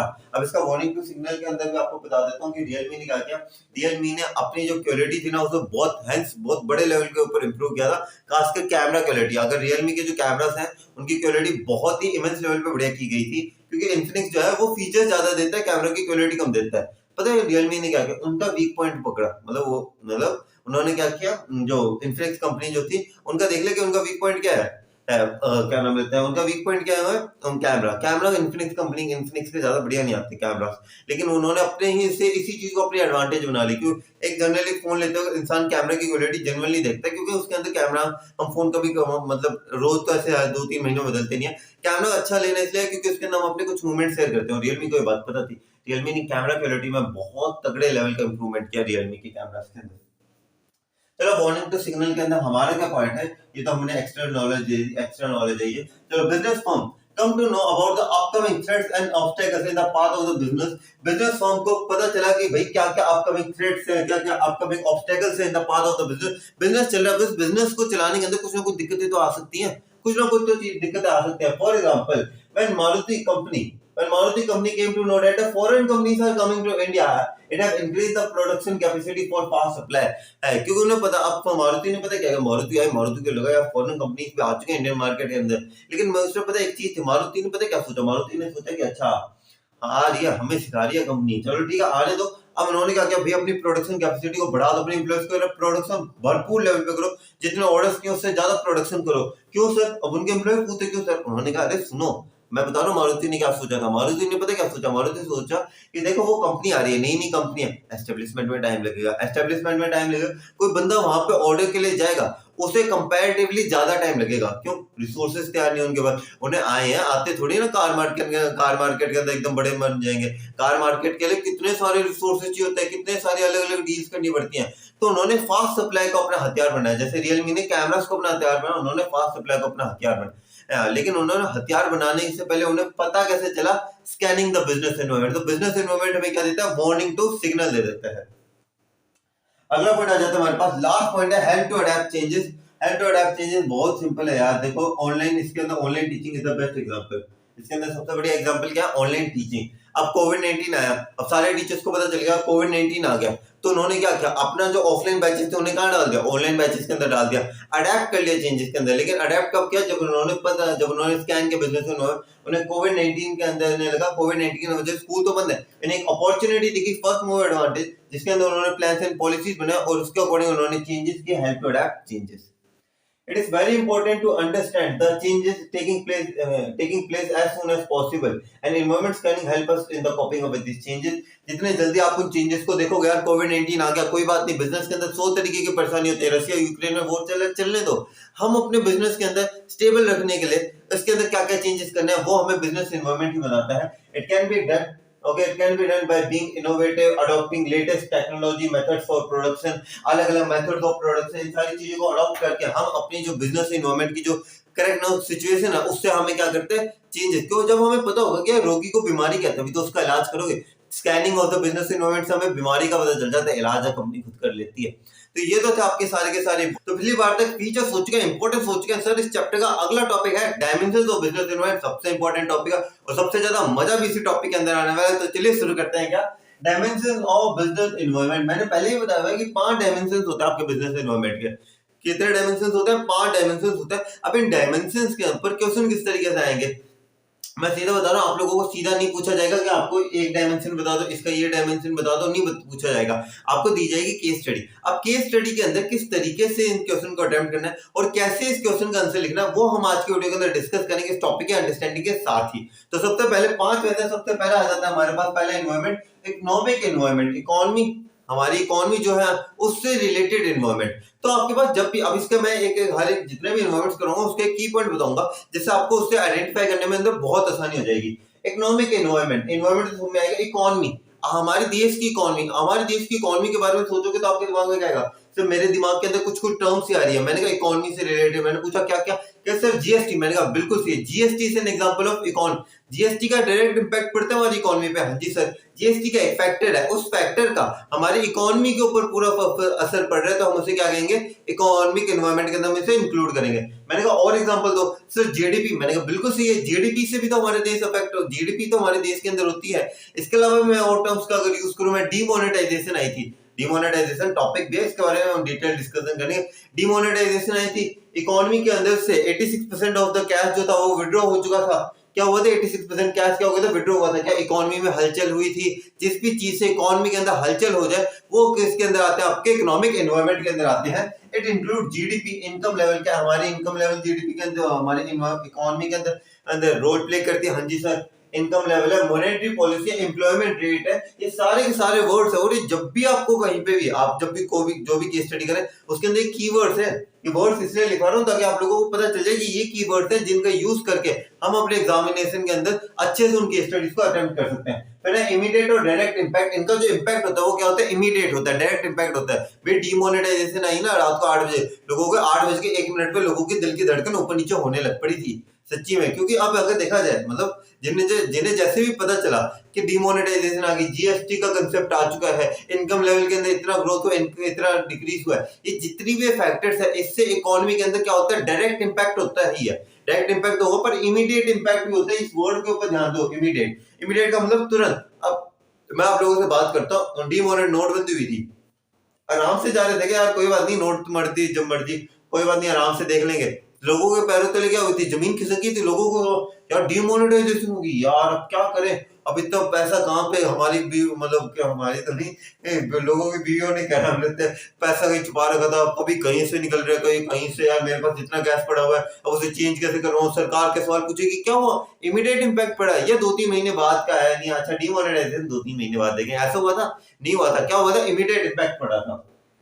Need to take timely action. अब जो भी बिजनेस फर्म है उन्हें क्या करना पड़ेगा पड़ेगा इमीडिएट इम्पैक्ट है, तो एक्शन भी तो क्या होंगे, इमीडिएट ही लेने पड़ेंगे। ऐसे थोड़ी ना डीमोनेटाइजेशन आराम से लेंगे, ऐसा नहीं होता बॉस। आपको टाइमली, आपके इमीडिएट इम्पैक्ट भी है तो आपको इमीडिएट एक्शन भी लेने पड़ेंगे उसके ऊपर। Need to take timely action, for example demonetization. Demonetization से बढ़िया इसके अंदर एग्जांपल ही नहीं बैठता। तो आई होप आपको पूरा इकोनॉमिक इन्वायरमेंट अच्छे से समझ में आ जाएगा। ये पॉइंट, ये लाइन जरूर अच्छे से देख लेना, क्योंकि आपको पता है क्या, आपको ये लाइन लिखनी है कि इसके अंदर क्या क्या आते हैं, ठीक है। क्योंकि ये लाइन जो है आपका पॉइंट का पॉइंट बन रहा है, साथ ही साथ इस पॉइंट के अंदर आपको क्या बेनिफिट मिल रहा है वो मैं आपको बता देता हूँ। जब आप ये पॉइंट लिखते हो आपको ये चीजें भी याद रखो, जब आपको की स्टडी मिलती है और आप की स्टडी के अंदर इन सारी चीजों का इस्तेमाल करते हो, आपको आइडेंटिफिकेशन के अंदर बहुत मदद मिलेगी। बाकी ये 3 लाइनें जरूर लिखनी है, एक्सप्लेनेशन आपको पता होना चाहिए कि मुझे लिखना क्या और कितनी अमाउंट के अंदर लिखना है, ठीक है। अगला पॉइंट आ जाता है इसके अंदर, कौन सा? Social environment. अगला पॉइंट क्या है इसके अंदर? हमारा दूसरा नंबर एनवायरनमेंट आता है हमारे पास, सोशल एनवायरनमेंट। सर अब इकोनॉमी के बारे में बात की तो फिर समझ में आ गया, इकोनॉमी का मतलब इकोनॉमी से रिलेटेड, मैंने कहा सोशल का मतलब आपकी सोसाइटी से रिलेटेड। तो सोसाइटी के अंदर क्या चेंजेस आ गए? मैंने कहा बहुत सारी चेंजेस है। आपका एक एजुकेशनल लेवल क्या है, इससे भी बहुत सारी चीजें डिसाइड होती है। आपकी जो लिटरेसी रेट है वो हमारी इंडिया की किस लेवल से बढ़ रही है, उस पर भी इफेक्ट पड़ता है। सर किस तरीके से? मैंने कहा एक चीज बताओ, एक अगर देखा जाए कि एजुकेटेड पर्सन एक थोड़ा सा लेस एजुकेटेड अनएजुकेटेड पर्सन है, क्या दोनों की डिमांड, दोनों जिन चीजों की मांग करेंगे क्या वो दोनों चीजें सेम होंगी? नहीं सर। एजुकेटेड पर्सन अपने हिसाब से, उसे बहुत ज्यादा एक्सेस है चीजों का, उसे नॉलेज है बहुत सारी चीजों की, तो वो उस हिसाब से चीजें मांगेगा। वही कम पढ़ा लिखा या फिर अनएजुकेटेड पर्सन अपने अकॉर्डिंग चीजें मांगे। मैंने कहा बिल्कुल सही। जब सोसाइटी के अंदर जिस तरीके के लोग रह रहे हैं उससे भी तो डिमांड डिसाइड होती है। अगर आपकी सोसाइटी जो है वो मतलब हेल्थ कॉन्शियस आपकी सोसाइटी है तो आप कार्बोनेटेड ड्रिंक्स की तरफ नहीं जाओगे। तब एक चीज बताओ, जैसे आपकी एक सोसाइटी है उसके अंदर क्या है कि आप जो है हेल्थ कॉन्शियस लोग, आप सारे के सारे लोग क्या हो, हेल्थ कॉन्शियस हो। आपको अपनी, आप सब लोगों का है कि भैया मतलब अच्छा खाना अच्छा पीना है। तो क्या आप बताओ आपकी सोसाइटी के अंदर जो कार्बोनेटेड ड्रिंक्स है, जो भी मतलब फास्ट फूड है या फिर ऐसे प्रोडक्ट है जिनसे आपकी मतलब फूड पॉइजनिंग की तरफ लेके जाते हैं, क्या उन चीजों की आपके सोसाइटी के अंदर बिक्री हो पाएगी? नहीं सर। तो यही तो है सोशल एनवायरनमेंट। सोसाइटी किस तरीके से उस तरीके से भी तो बिजनेस इंपैक्ट करेगा। अगर सारे इंडिया, अगर मान लेता है, मैं भगवान से दुआ भी करता है, अगर पूरी इंडिया जो है वो हेल्थ कॉन्शियस हो जाती है, क्या कार्बोनेटेड ड्रिंक्स की जो कंपनीज है क्या वो इंडिया में सर्वाइव कर पाएंगी? नहीं कर पाएंगे। क्या ये जो फास्ट फूड कंपनीज है वो कर पाएंगे? अगर पूरा इंडिया वेजिटेरियन हो जाए, ऐसा भी होता है। अगर मान लेते हैं हमारे इंडिया के अंदर वेजिटेरियंस की संख्या बहुत बड़े लेवल से बढ़ गई, तो क्या जो नॉन वेजिटेरियन फूड वाले जितने भी आइटम्स हैं क्या वो मार्केट के अंदर सर्वाइव कर पाएंगे? नहीं कर पाएंगे। तो क्या इस तरीके से, क्या इस सोशल एनवायरनमेंट से बिजनेस में खलबली मची तो फिर अब देखो इसके अंदर क्या क्या आता है। It include living standard of people. Living standard के अंदर ही आपकी सारी हैबिट्स आ जाती हैं।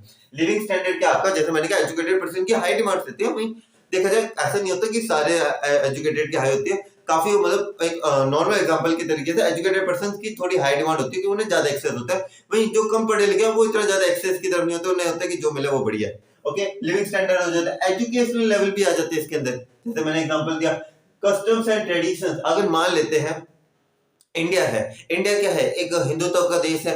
इंडिया के अंदर अबाउट 80% ऑफ द पॉपुलेशन क्या है, हिंदू है। तो यहाँ पे एक चीज मैं जनरली पूछता हूँ, अगर यहाँ पे हम एक तरफ इंडिया का एग्जांपल लेते हैं, दूसरी तरफ मैं यूएसए का एग्जांपल लेता हूँ। यूएसए बेसिकली जो है एक क्रिश्चियन स्टेट है, उसके अंदर क्रिश्चियनिटी जो है वो ज्यादा है, और हमारे इंडिया के अंदर जो हिंदुइज्म है वो ज्यादा है। अगर मान लेते हैं मैं एक सिंपल सा बिजनेस लेके चलता हूँ, कैंडल्स बनाने का बिजनेस, ठीक है। कैंडल्स कौन सी, जो चर्च के अंदर लगती हैं वो वाली कैंडल्स, ठीक है। तो क्या एक चीज बताओ, ये जो चर्च के अंदर लगने वाली कैंडल्स है, इंडिया का मार्केट है और यूएसए का मार्केट है, किसके अंदर ज्यादा बढ़िया रहेगा? सर यूएसए के मार्केट के अंदर। मैंने पूछा क्यों? तो उनके कस्टम्स एंड ट्रेडिशंस है। क्या वर्ड बोले? कस्टम्स एंड ट्रेडिशन है, जिनकी मदद से वो जो चीजें है वो क्या होंगी, उसकी तरफ ज्यादा लोग अट्रैक्ट होंगे। वही अगर मैं बात करूं, अगर हमारे यहाँ पे दिया जो है, अगर मैं दिया बनाने की फैक्ट्री है, तो दिया किस साइड ज्यादा बढ़िया रहेगा, इंडिया वाली साइड या अमेरिका की साइड? सर इंडिया की साइड। क्यों? क्योंकि सर हमारे कस्टम एंड ट्रेडिशंस के अंदर इंक्लूड होते हैं, बिजनेस के अंदर भी वो चीजें अच्छे से इंक्लूड हो जाती है। एक मैं आपको एग्जांपल देता हूँ, एक कंपनी आई थी इंडिया के अंदर जिन्होंने एक बार जो काऊ मीट था ना, उसकी जो काऊ मीट था उससे रिलेटेड प्रोडक्ट बनाती थी खाने पीने की। तो पता है वो कंपनी इंडिया के अंदर सर्वाइव नहीं कर पाई। कंपनी का नाम नहीं लूंगा, वो कंपनी इंडिया के अंदर, क्योंकि वो अभी भी कंपनी चल रही है, पर अब वो थोड़ा आलू आलू टाइप, जो आलू टिक्की टाइप प्रोडक्ट है वो ज्यादा बनाती है, बर्गर से रिलेटेड थी। ठीक है। तो वो जो कंपनी आई थी उसने पहले क्या किया, काउ मीट दिया। क्यों? क्यों? अमेरिका की कंपनी थी, अमेरिका के अंदर तो काउ मीट चलता है, इंडिया के अंदर नहीं चलता। क्यों? बिकॉज हम वी ईट काउ है सर, मतलब गाय माता होती है, तो हम गाय माता। अब जैसे लोगों को पता चला, एक बिजनेस था, अब उस बिजनेस से क्या हुआ, अब लोगों को पता चला अरे यार ये जो खाने का प्रोडक्ट है इसके अंदर हमारी माँ यानी कि गाय माता का जो मांस है, फ्लैश है, उसे यूज किया जाता है, काउ मीट यूज किया जाता है। और आपको बताऊं, जैसे ही ये लोगों को बात पता चली, वो कंपनी टिकी ही नहीं इंडिया के अंदर। तो क्या मैं एक चीज बताऊं, क्या सोसाइटी के पॉइंट ऑफ व्यू से क्या बिजनेस के अंदर खलबली मच सकती है? बिल्कुल मच सकती है सर। तो यहाँ पे देखा जाए कस्टम्स एंड ट्रेडिशन का पॉइंट आपको क्लियर होना चाहिए कि कस्टम्स एंड ट्रेडिशन किस तरीके से इंपैक्ट करता है, वो चीज आपको पता होनी चाहिए। अगला पॉइंट आ जाता है कंजप्शन हैबिट्स, वेजिटेरियन और नॉन वेजिटेरियन, अल्कोहलिक प्रोडक्ट्स। अगर आपकी ऐसे मान लेते हैं हम एक शहर के अंदर है, वहां पे किसी बंदे ने दारू का ठेका खोला। क्या खोला? दारू का ठेका खोला। वहां पे सारे के सारे लोग जो है ना, दे आर मतलब very much against all this alcoholic चीज। क्या वो बिजनेस सर्वाइव कर पाएगा? नहीं कर पाएगा सर। क्यों? क्योंकि सोसाइटी का इम्पैक्ट पड़ेगा। ओके, अगला पॉइंट देखते हैं इसके अंदर, they might not have direct impact but have a great impact in future. इसका बेस्ट एग्जांपल है ना, फॉर एग्जांपल के अंदर मिलता है, for example growing need of luxury and automatic machines among the middle class. मैं मेरा एग्जांपल देता हूं। मैं यहाँ पे हमारे यहाँ पे हमारे पास में एक दूध वाले हैं, ठीक है। तो फिर हम वहां से दूध लेते हैं। तो जब हम पहले मैं जाता था 2-3 साल पहले, फिर मतलब हम यहाँ पे आए थे 2017 या 18 के अंदर हम यहाँ पे आए थे। तो मैं उनके घर पे जाता था, थोड़ा सा उनका जो घर था ना, मतलब नीचे डेयरी, उनके ऊपर उनका घर था। तो उनका जो घर था ना, थोड़ा मतलब लिविंग स्टैंडर्ड एवरेज सा था। लेकिन अब मैं थोड़ा टाइम बाद, अभी मैं कल परसों जैसे मैं उनके घर पे दूध लेने गया था, तो मैंने देखा तो उनका लिविंग स्टैंडर्ड जो था ना, उन लोगों का बहुत बढ़िया हो चुका था। मैंने देखा टीवी लगे हुए, फ्रिज भी है, पहले वो चीजें नहीं थी, वॉशिंग मशीन है, सारी चीजें देखा जाए एक अच्छे लेवल के ऊपर उन्होंने अपना स्टैंडर्ड जो था मेंटेन किया हुआ था। तो इस चीज से मैं एक चीज कंक्लूड कर सकता हूँ कि जब जैसे ही इनकम लेवल लोगों का बढ़ रहा था, ठीक है, उससे क्या हुआ, लोगों के अंदर ज्यादा पैसे सेव होने लग पड़े, ज्यादा पैसे सेव होने लग पड़े। तो इंसान सोचता है यार अब मेरे पास थोड़े पैसे आ गए, मैं पैसे किसके लिए कमाता हूँ? मेरे परिवार के लिए कमाता हूँ, तो इनका भी लिविंग स्टैंडर्ड राइज कर देता हूँ। तो लिविंग स्टैंडर्ड क्या देता है? हमें कंफर्टेबल लाइफ देता है, लिविंग स्टैंडर्ड राइज करने के लिए। अब देखा जाए, अब जैसे जैसे लोगों की इनकम लेवल बढ़ रही है, लोगों के अंदर ज्यादा सेविंग आ रही है, लोग ज्यादा किस चीज के ऊपर, जो मिडिल क्लास वो किस चीज पे फोकस करेगा? ऐसे इलेक्ट्रॉनिक डिवाइसेस के ऊपर जिनसे उनकी फैमिली की लाइफ क्या बन सके, कंफर्टेबल बन सके। तो क्या एक चीज, मेरी बात ध्यान से सुनिए आपने, क्या इस तरीके से जो हमारे आजकल अब क्या नाम लेते हैं, क्रोमा है जो टाटा का चालू हो चुका है, क्यों हुआ? क्यों? उन्हें एनालाइज हो चुका है नीड का कि भैया अब जैसे जैसे इनकम लेवल बढ़ रहा है लोगों के अंदर, मिडिल क्लास फैमिलीज के अंदर, क्यों मिडिल क्लास फैमिलीज को लाख रुपए की चीज बेचोगे वो नहीं लेंगे, लेकिन मिडिल क्लास फैमिली को अगर 20 से 30 हजार रुपए की चीज बेचोगे तो वो खरीद लेंगे। अब क्रोमा जो टाटा कंपनी का जो है वो क्यों खुला, क्यों है? इसीलिए खुला है। क्यों? क्योंकि उन्हें पता है कि अब डिमांड आ चुकी है। ओके, अब इसका बेस्ट एग्जांपल है ये, आप लोगों के आसपास, मेरे घर के पास तो यहाँ पे खुला शोरूम, आप लोगों के भी जो शहर है उसके अंदर पक्का खुला होगा। They might not have direct impact, उन्हें पता है क्रोमा वालों को भी अभी डायरेक्ट इंपैक्ट नहीं है, but have great impact in future. For example growing need of luxury and automatic machines. Tata को पता चल गया कि भाई अब डिमांड है, इसलिए तो खोली कंपनी, इसलिए अमंग द मिडिल क्लास। उन्हें पता अभी डिमांड नहीं है, पर आने वाले टाइम के अंदर बहुत बड़ी डिमांड है बॉस, इसलिए ही। तो ये सारे पार्ट जो है ये किसके अंदर आते हैं आपके सोशल एनवायरनमेंट के अंदर। आई होप आपको दोनों एनवायरनमेंट समझ में आ चुके हैं। इकोनॉमिक एनवायरनमेंट में हम इकोनॉमी की बात करते हैं, सोशल एनवायरनमेंट में हम सोसाइटी की बात करते हैं। आइए अब आ जाते हैं हमारे तीसरे पॉइंट पे। तीसरा पॉइंट क्या होता है हमारा? Technological environment. से इसे ना समझो तो ज्यादा बढ़िया, मैंने कहा समझाना पड़ता है। टेक्नोलॉजिकल एनवायरनमेंट नाम से पता चल रहा है क्या टेक्नोलॉजी। अब टेक्नोलॉजी के हिसाब से देखो, अब नई टेक्नोलॉजी आई है, बढ़िया टेक्नोलॉजी आई है, क्या इससे अगर कोई नई टेक्नोलॉजी आई है आप उसे बिजनेस के अंदर इम्पैक्ट करोगे, बिजनेस के अंदर लेके आओगे, क्या आपका बिजनेस के ऊपर इसका इम्पैक्ट पड़ेगा? बिल्कुल पड़ेगा सर। अब कैसा, इसका पॉजिटिव भी पड़ सकता है, नेगेटिव भी पड़ सकता है। नेगेटिव इस तरीके से क्या पता वो मशीन जो है वो एफिशिएंसी लेवल से काम ना करे, पर 90% ऑफ द केसेस के अंदर पॉजिटिव रिजल्ट मिलेगा। सर पॉजिटिव रिजल्ट मिलेगा, चलो ये तो बढ़िया बात है। सर किसके लिए होगा? मैंने कहा दोनों के लिए होगा, आपके लिए भी होगा तो कंपनी के लिए भी होगा। सर कैसे? मैंने कहा कि अगर एक कंपनी है उसने नई मशीन्स लेके आई है, क्या लेके आई है? वो नई मशीन्स अपने वहां पे उन्होंने इंस्टॉल करवा ली, नई मशीन, ठीक है सर, मशीन तो इंस्टॉल करवा ली उन लोगों ने। अब देखा जाए, अब उस मशीन की वजह से क्या हुआ, उनको जो पर हेड कॉस्ट है, मशीन किस लिए लेके आते हैं बंदे कि उनके जो कॉस्ट लग रहे हैं वो क्या हो जाए, कम हो जाए, कॉस्ट कम हो जाएगी। इससे क्या होगा, कंपनी का जो, अगर कंपनी के क्या होंगे एक्सपेंसेस, क्या हो जाएंगे, एक्सपेंसेस कम हो जाएंगे, तो उनका प्रॉफिट क्या होगा, बढ़ जाएगा, कंपनी प्रॉफिटेबल हो जाएगी। हाँ जी सर, कंपनी को प्रॉफिट अच्छे अमाउंट में होने लग पड़ेगा। मैंने कहा बिल्कुल सही है। क्या अगर देखा जाए जो पर हेड जो सॉरी पर प्रोडक्ट की जो कॉस्ट है वो कम हो जाएगी, तो वो जो प्रोडक्ट है जिस कीमत पे बिकता था उससे कम कीमत पे बिकने लग पड़ेगा। हाँ जी सर, तो इससे बेनिफिट कैसे मिला? सर आप कस्टमर्स को ही तो मिला। तो देखा जाए टेक्नोलॉजिकल एनवायरनमेंट से एक ऐसा एनवायरनमेंट है, ध्यान से सुनना, टेक्नोलॉजिकल एनवायरनमेंट एक ऐसा एनवायरनमेंट है जहां पे जो बिजनेस जो प्रोड्यूसर है, जो बिजनेसमैन है, उसे भी बेनिफिट होगा, तो आपके कस्टमर को भी बेनिफिट होगा। ये अकेला एनवायरमेंट है जिसके अंदर ये बात हाईलाइट होती है। इस बात को अच्छे से पकड़ लेना, ठीक है, इन बातों को मिस नहीं करना आप लोगों को। टेक्नोलॉजिकल एनवायरमेंट के अंदर क्या कहते हैं, include various inventions and innovations changes in the production method, जो प्रोडक्शन मेथड है उनके अंदर नई नई मशीन्स का आना, ये सबसे इंपॉर्टेंट पॉइंट है। Need to closely monitor the environment and implement these changes as soon as possible. जितनी जल्दी आपको दिखे ना अपॉर्चुनिटी, फर्स्ट मूवर एडवांटेज, जितनी जल्दी अपॉर्चुनिटी मिले ग्रैब कर लो उस अपॉर्चुनिटी को। क्या कर लो, उस अपॉर्चुनिटी को ग्रैब कर लो आप as soon as possible to get ahead of competition. क्यों? क्योंकि आप भी कंपटीशन में, वो भी कंपटीशन के अंदर है, ठीक है। आप कुछ तो अलग करोगे और ये कुछ अलग आपका टेक्नोलॉजी करवा देती है आपसे।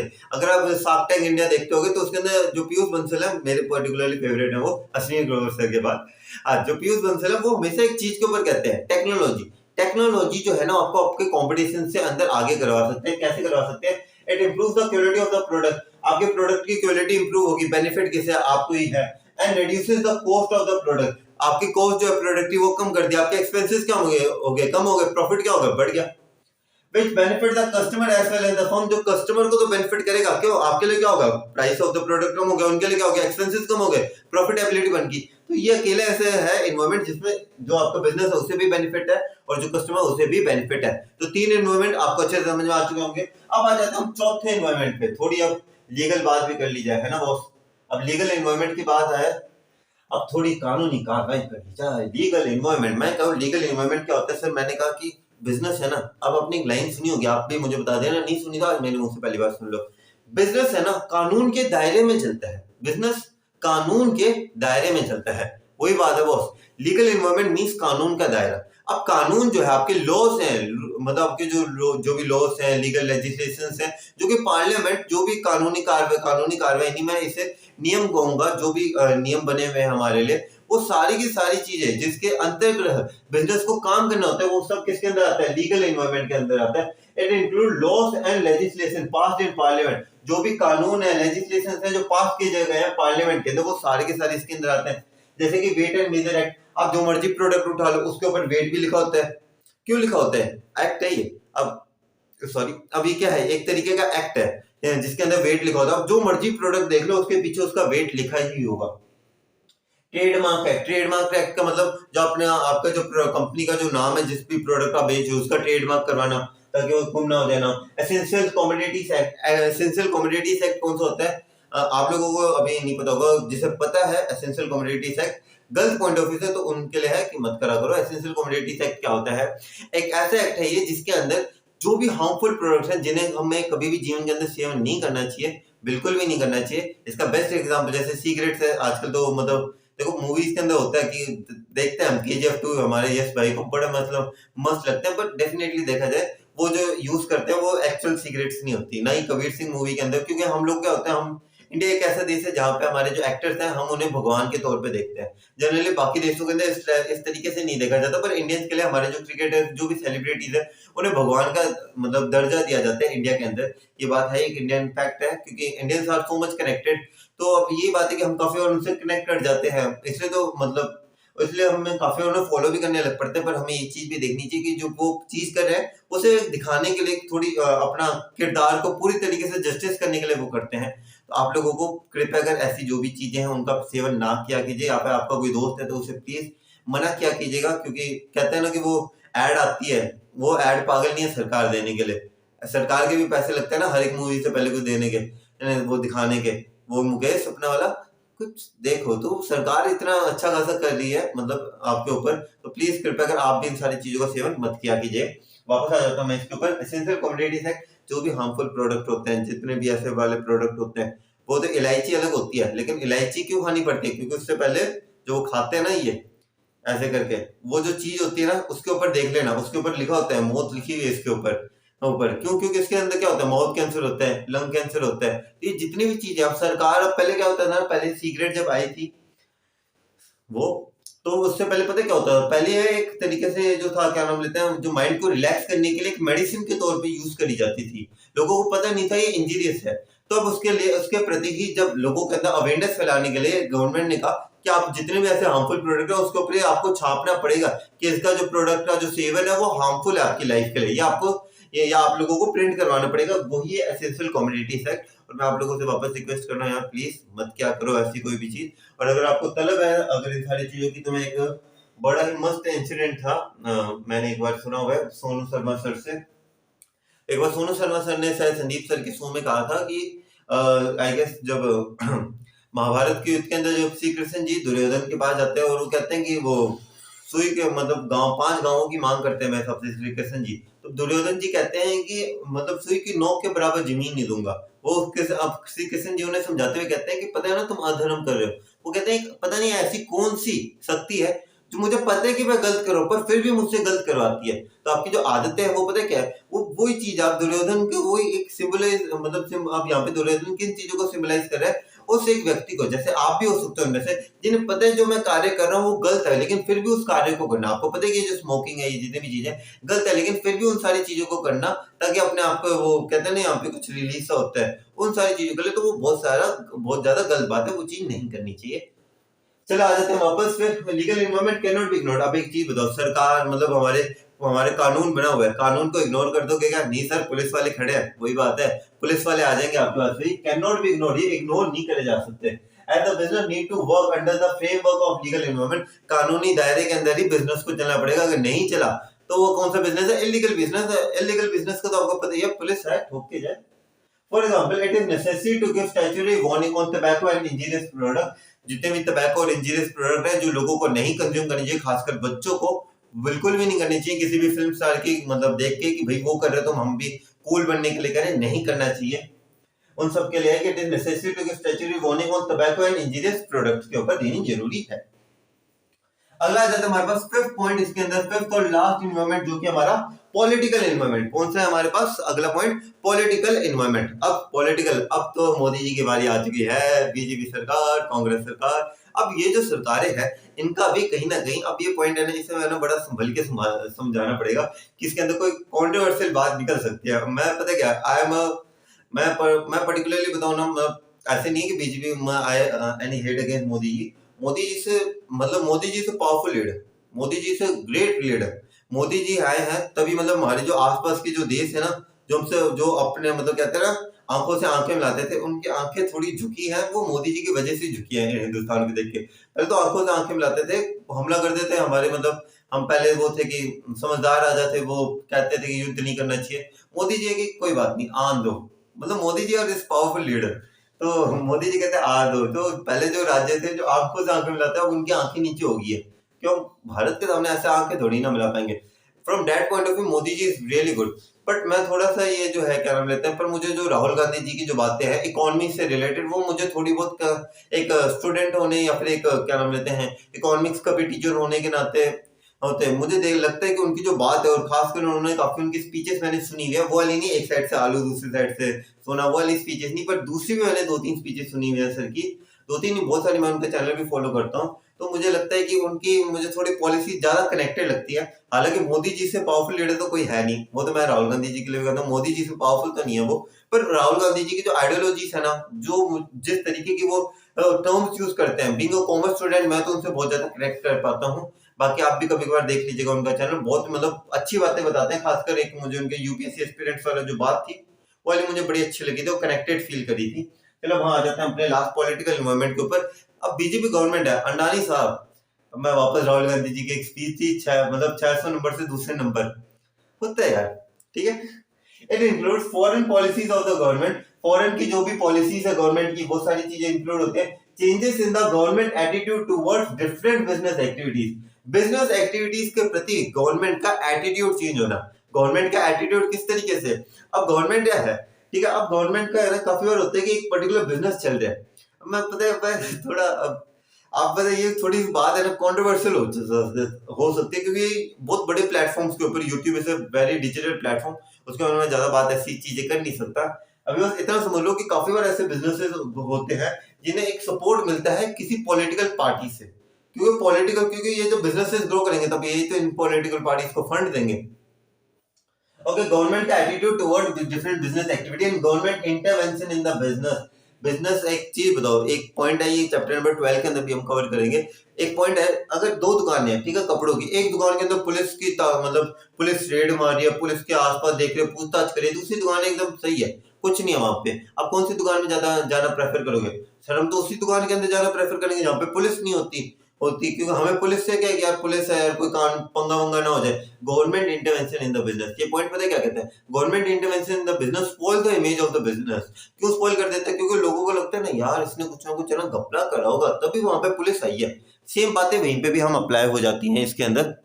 अब यहाँ पे है इसके अंदर, scan the business environment very carefully before implementing these changes. In changes को इंप्लीमेंट करने से पहले आपको स्कैन करना बहुत ही ज्यादा जरूरी है कि भाई सरकार ने कोई बदलाव लाया है, सरकार का कुछ एटीट्यूड बदला है। एटीट्यूड बदलने का मतलब काफी जो ग्रुप्स हैं उनके प्रति सरकार थोड़ी लीनियंट होगी कि भाई चलो इन ग्रुप को ग्रो करने दो। काफी ग्रुप्स हैं जिनके प्रति सरकार स्ट्रिक्ट हो गया कि चलो रुको तुम, बस तुम्हारी एक्टिविटीज हम इतनी बर्दाश्त करूंगा, वो सारी चीजें हैं इसके अंदर। It have immediate and great impact, immediate and great impact. इनका इम्पैक्ट भी इमीडिएट होता है लेकिन इनका इम्पैक्ट बहुत बड़े लेवल पे होता है, क्योंकि आपकी बिजनेस की जो इमेज है ये यूं खराब भी हो सकती है और यूं बन भी सकती है। तो ये तो था आपके पांचों के पांचों एनवायरनमेंट। लास्ट टॉपिक पड़े इसका डीमोनेटाइजेशन। तो आज बारी है चैप्टर नंबर 3 बिजनेस एनवायरनमेंट को कंप्लीट करने की, क्योंकि अभी तक हम इस चैप्टर के अंदर क्या क्या कर चुके हैं? Features done, importance done, dimensions done. अब लास्ट पार्ट आता है डीमोनेटाइजेशन। और एक चीज बताऊं आपको, रात की हमारे बीच में रहेगी, दूसरे यूट्यूब चैनल तक नहीं पहुंचनी चाहिए। ये जो चैनल सॉरी ये जो चैप्टर है ना, कौन सा ये जो चैप्टर का जो पार्ट है ना डीमोनेटाइजेशन, इस बार इस चैप्टर की सीक्रेट अपने दोनों के बीच में, इस बार इस चैप्टर के इस टॉपिक के बोर्ड एग्जामिनेशन में आने की पॉसिबिलिटी मैक्सिमम लेवल पे है इस चैप्टर से। क्यों सर ये मैक्सिमम लेवल पे क्यों है? अभी तक कटा हुआ था ये टॉपिक, अभी लास्ट ईयर जो था ये ऐड ऑन हुआ, लेकिन लास्ट ईयर एग्जामिनेशन नहीं आया। क्यों नहीं आया? क्योंकि सीबीएसई का ये पॉइंट ऑफ व्यू रहा था कि इस बार लोगों के अंदर, क्योंकि उन्होंने बिट सेशन के अंदर ऐड ऑन किया था और टीचर्स ने क्या पता ये चैप्टर करवा दिया हो और बच्चों की नजर के अंदर ना आया हो ये चैप्टर, ये टॉपिक, इसलिए बच्चों के मार्क्स ना लूज हो। अब मैं फाइनली बता रहा हूँ, इस साल तो प्रॉपर अवेयरनेस है, प्रॉपर डिमोनेटाइजेशन के ऊपर आ सकते हैं, क्योंकि इस साल एक और फैक्टर हो चुका है, 2000 के नोट बंद हो चुके हैं, है ना। डिमोनेटाइजेशन का घुमा फिरा के यार डेफिनेटली गारंटेड है क्वेश्चन बनेगा। अब इस बात को, अब इस टॉपिक को जितना अच्छे से कर सको वो आपके ऊपर है, क्योंकि इस टॉपिक के अंदर से बेस्ट टाइप ऑफ क्वेश्चन बन सकते हैं। उसके ऊपर आपकी थिंकिंग लेवल भी स्ट्रांग होनी चाहिए, क्योंकि 2000 के नोट बंद हो चुके हैं, है ना। 2000 के नोटों की भी डिमोनेटाइजेशन हुई है, देख लो। ये टॉपिक अब बहुत ही बड़े क्रूशियल लेवल पे इंपॉर्टेंस की तरफ जा चुका है, कि सीबीएसई इस साल अवेयरनेस भी पूरी है, डिमोनेटाइजेशन एक इवेंट भी हो चुका है। अब बारी आपकी है, अच्छे से सीख लो इस टॉपिक को, कितना अच्छे से लगा सको उतना अच्छे से इस लेक्चर को आपको अटेंड करना है। किसी भी तरीके की कमी इस लेक्चर के अंदर नहीं होनी चाहिए गाइस, बिल्कुल भी नहीं होनी चाहिए। ओके, डीमोनेटाइजेशन, मुझे ना इससे रिलेटेड ना अपने भैया का एक इंसिडेंट बड़ा याद आता है यार। मेरे भैया के 8 नवंबर सॉरी आई गेस 7 नवंबर, हाँ 7 नवंबर 2016 मेरे भैया क्या तिलक हुआ, फंक्शन वंक्शन हुआ, मतलब जो होते हैं अमाउंट नहीं, सगुन जो होता है, अब सगुन आया, सबको 500, 1000, 501, 1001 दिए गए, सबको दिए गए। 7 नवंबर को तिलक हुआ 8 नवंबर को नोटबंदी हो गई।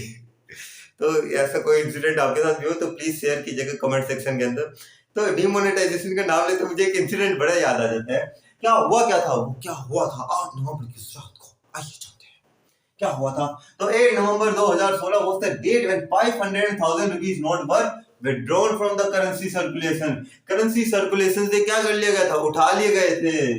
Okay, which resulted in the withdrawal of 86% of the cash transaction। CUET का पेपर देना है ना, अच्छा क्वेश्चन है, अगर देना है सीयूईटी का paper.